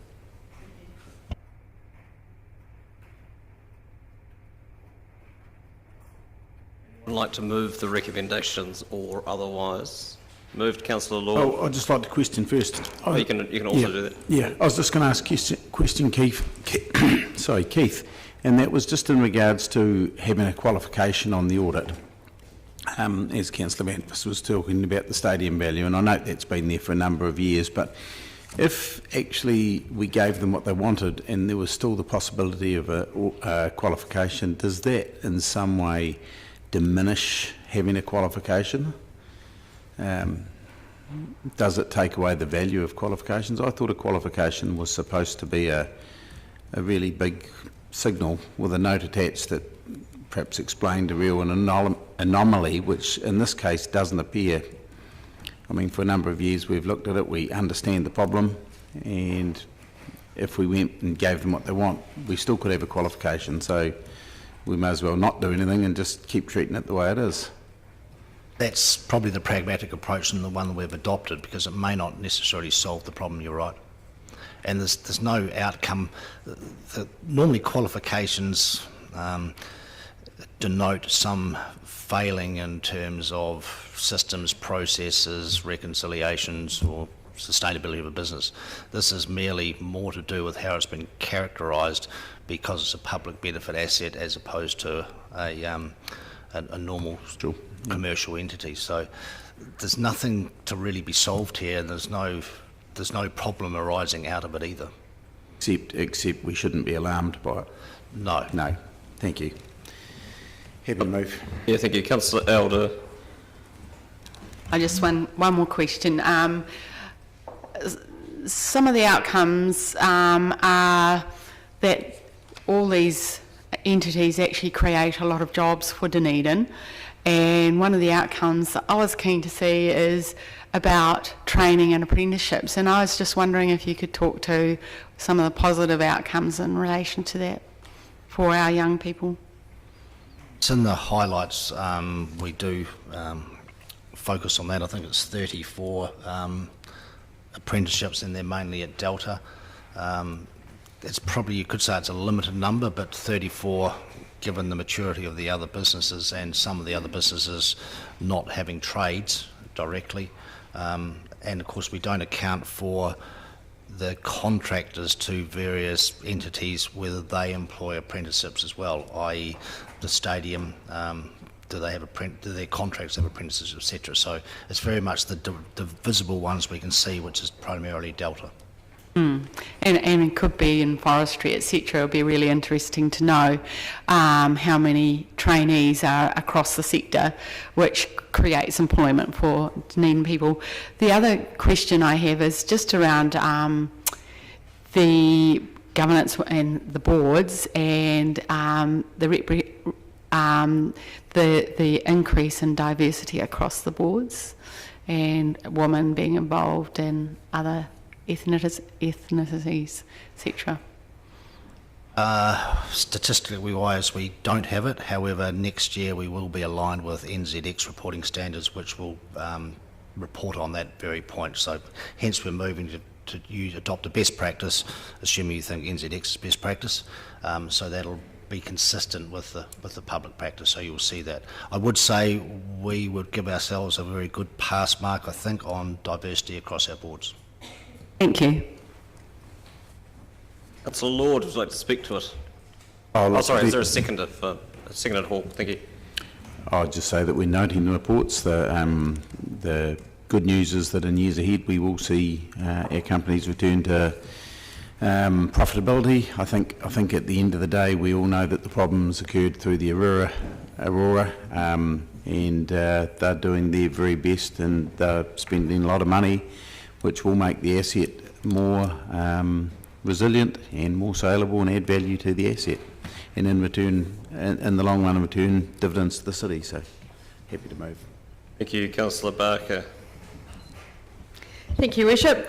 I just want to acknowledge the tangata, the people who work across all our DCHL companies, from the person who wrote in the DCHL report thanking the worms for turning raw sewage at the airport into quality worm casts for the admirable gardens that we see on our way to the airport, to the city forest staff who personally donated over $9,000 to food banks and delivered wood to those in need, to Delta participating in special rigs for special kids, the DCHL directors for mentoring 6 intern directors, for environmental initiatives such as Dunedin Airport, City Forests, Aurora for their support of yellow-eyed penguins and the New Zealand falcon, to Delta for using recycled paint for their offices, and thanks to everyone that supported the council companies through COVID, especially those hardest hit like Dunedin Railways and Dunedin Venues. My heart goes out to all of the people who lost jobs through the pandemic's effects, and I think we should acknowledge the pain that caused through no fault of their own, and thank the managers for their care of the welfare of their teams. 2020 has surely been a crappy year, which has challenged everyone's fortitude and those of our extended council team. Thank you, Dunedin City Holdings, for your efforts over that time. All your right of reply. I'll put the motion. All those in favour? Aye. Those against? That's agreed. Thank you both. Item 17, the Waipori Fund, quarter ending September 2020. Mr. Logie and Mr. Davey.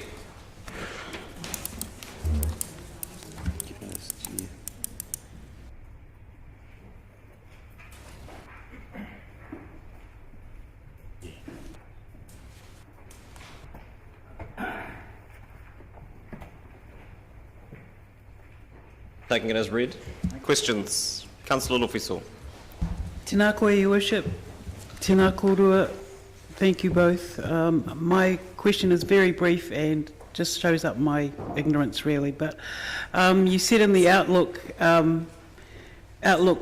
section on page 81 of our order paper that the 3rd November 2020 US election will also impact international markets in the near term. When is that likely to impact on us? As far as that would have had an impact after 30 September and during November, and markets have continued to perform well following the US election, and it's seen as a positive for equity markets, the result, the way it came out. So little or no impact really? Yes, that's right, yes. Moved Councillor Wiley. Seconded Councillor Lord. Would you like to speak to it, Councillor? Any speakers? I'll put the motion. All those in favour? Those against? That's agreed. Thank you. Thank you, Mr. Davey. Item 18, the financial result period ended 31 October. Mr. Logie remains alone. Any opening remarks from you? Probably just worth councillors referring to page 87, which has the graphical summary of where we're at the end of October. Obviously showing a reasonably positive operating surplus. Obviously we anticipated the impact of some of the COVID activities hasn't transpired. Cash flow is quite strong. Year to date we got our first tranche of money from the Three Waters reforms, came in earlier this week. In terms of capital expenditure, you can see it's the third graph. It's trending in line with last year, but obviously below budget. We've just produced the November result, and at this stage that trend seems to be continuing, which would be an indication that the ability to achieve the $126 million that we thought at the start of the year is going to be a challenge. But we'll see how that plays out for the balance of the year. Questions? Councillor Lord. Yeah, Gavin, I'm just looking at the graph on page 96, the year-to-date capital expenditure, what you were just talking about. Just sort of roughly drawing a line through it, looks to me like we will struggle to get to perhaps much more than 90 million unless something, or do you think we'll do better than that? Or I mean, at this stage, again, anticipate maybe between the 90 and 100 million. Councillor Barker. That's all right. I was just going to ask a backup question. No, no, but I can go later. All right. Well, no, I was just going to say, when we set a budget at the start of the year and we budget to spend a certain amount of money, we don't spend it. We obviously have a couple of situations we have less debt because of it, but we've also still got work ongoing that needs to be done, which becomes a liability in another way. And I'm just wondering, is there a... do you have a view about if we don't quite spend our capex, how big a concern should that worry us, or do we take joy in the fact that we've got less debt, or...? It might be...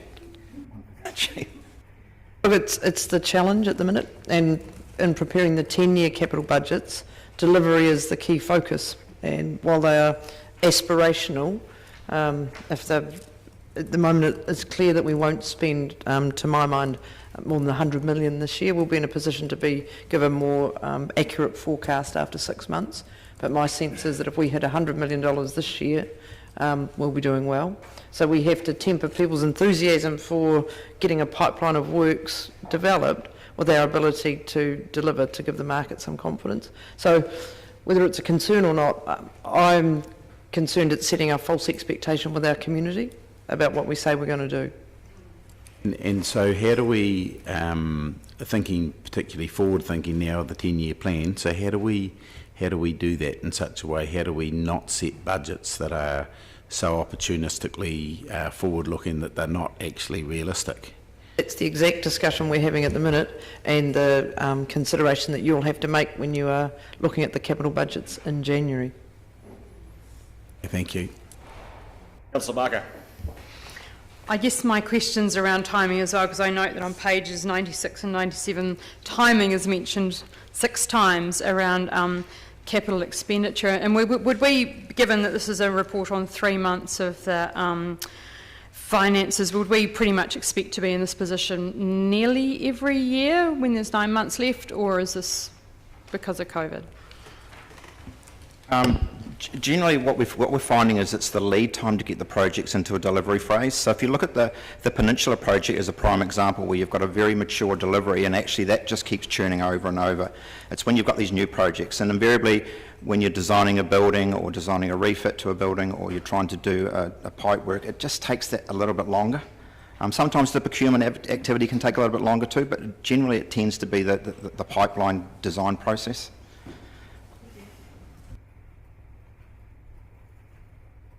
Is that partly because the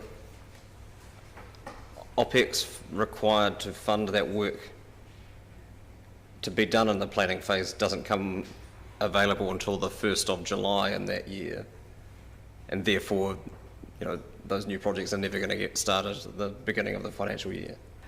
Not necessarily. I think just some of it is just the fact that it's just the sheer volume of stuff that you have to do. The planning stuff, I mean, if you get the front end of a project right, then obviously the downstream delivery is a lot better, and maybe we're spending a good amount of time to get that upfront process done. So the Moscow will be a prime example where we've done a lot of planning, but once that gets into delivery, it should be relatively straightforward because we've done the groundwork. Well, we underestimated it effectively. Councillor O'Malley. Hadn't really anticipated asking this because you're not the chair of infrastructure, but or not the head of infrastructure, but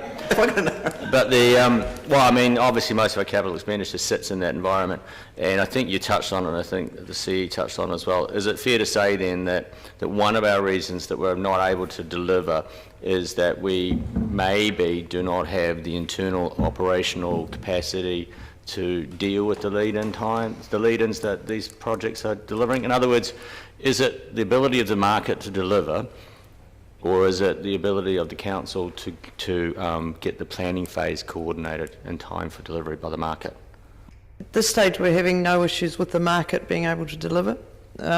Whether or not, and we're still looking internally at what's holding us up, and so I'm not sure that necessarily it's a lack of people.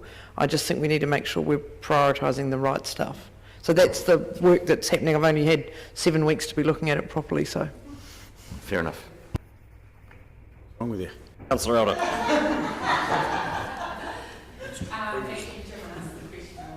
Perfect. Further questions? Someone like to move Councillor Lord the recommendations. Seconded Councillor Hall. Would you like to speak to it, Councillor Lord? Well, not really, except to say that it's... That's yes. It's usually what okay, yes, yeah.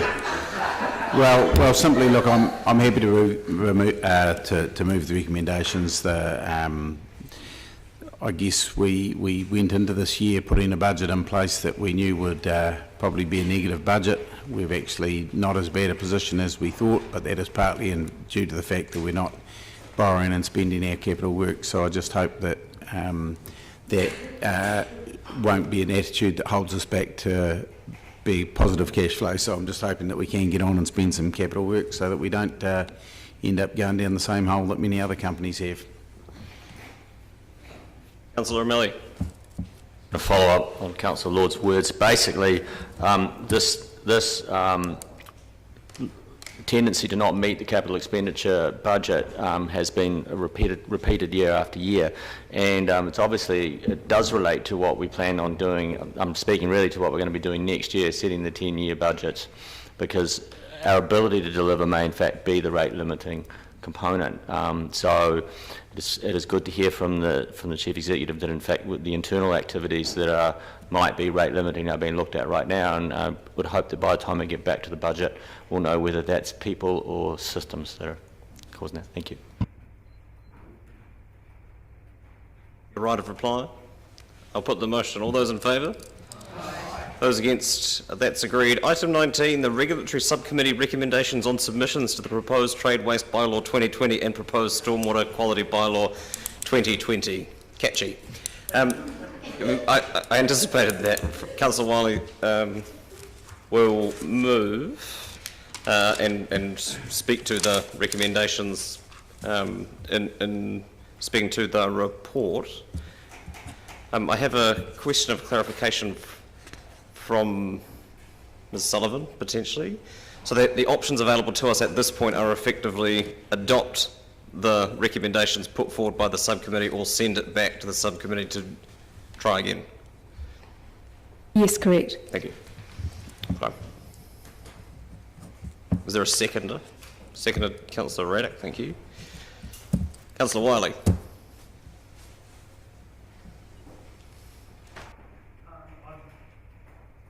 Oh, you don't have to speak to it. No, I'll invite you to. Well, I will briefly. Firstly, want to thank my fellow councillors Barker, Houlihan and Raddick for participating in this short but brief bylaw hearing, but it was quite a bit of reading to go with it.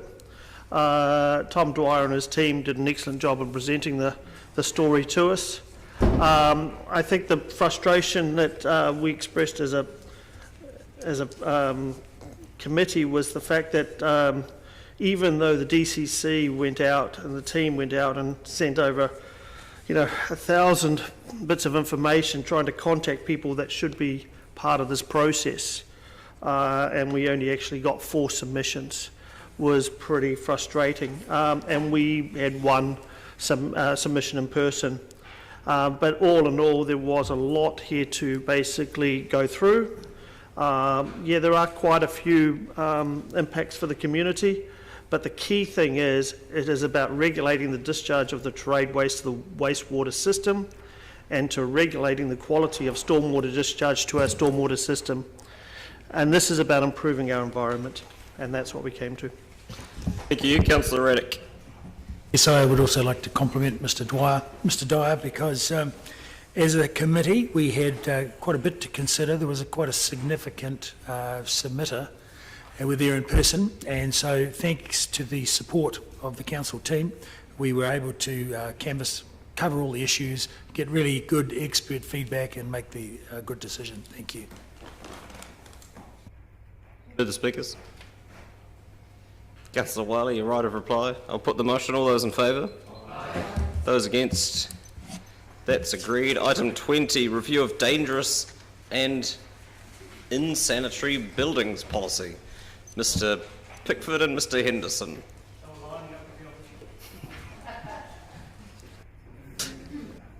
Rejection of the submissions of the oil companies is noted, Councillor.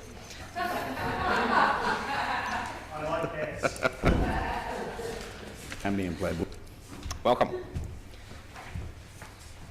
Any opening comments from you? None. Questions?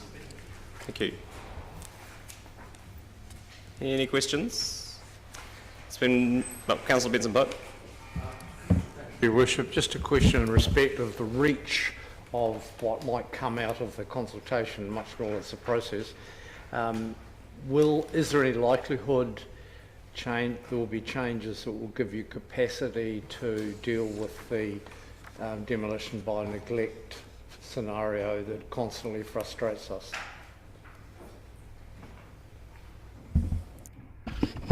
No. Super. It's moved by Councillor Wiley. Is there a seconder? Seconded Councillor Elder. Would you like to speak to it, Councillor Wiley? Further speakers? I'll put the motion. All those in favour? Aye. Those against? That's agreed. Item 21. Good day for the Fitbit, Mr Pickford. Mr Pickford and Mr Meechan, who's en route to speak to item 21, the review of the gambling and TAB venue policy.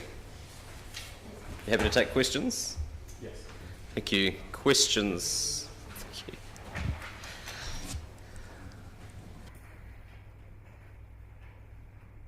you. What?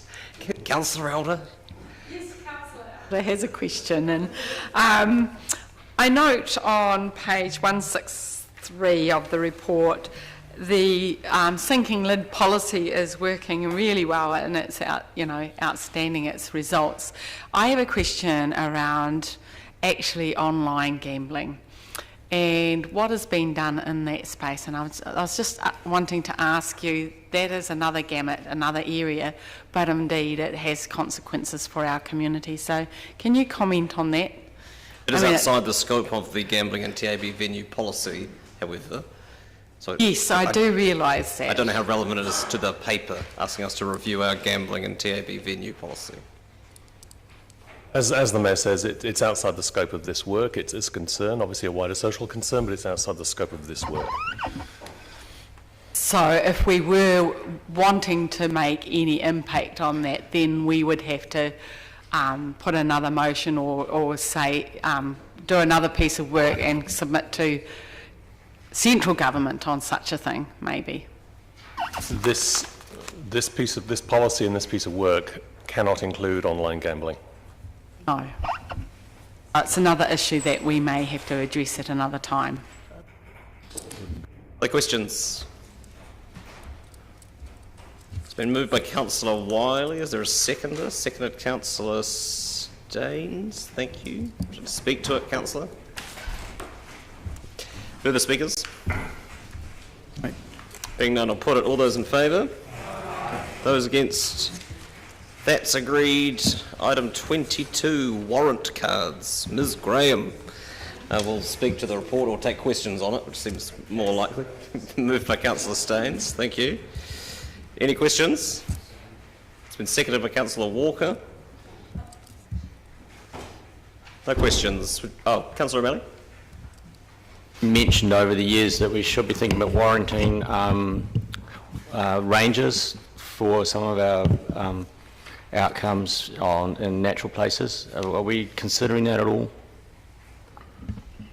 Yes, and I would just have to check. I thought a couple of them may have been in here anyway, but I would have to check. It would relate to things like our beaches and reserves bylaw and vehicles on the beaches, whether we would ever have somebody warranted that could maybe issue a citation. Provided there was something we could validly warrant them to do.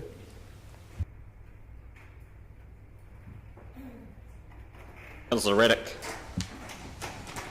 Is there any precedent or scope for having a joint warrant with, for instance, a MPI officer who is going to inspect boats on the beach and would similarly look for people that should not be on the beach?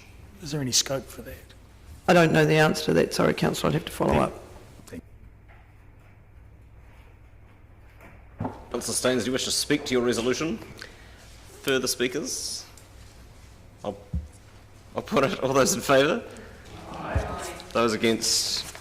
That's agreed. Thank you. I will now move per the order paper that council go into non-public for the reasons outlined on the order paper, and that the meeting adjourned to enable the members of public and media present to leave. Seconded, Councillor Gary. Any discussion? All those in favour? Those against? That's agreed. We'll be back in 5 minutes. Thanks.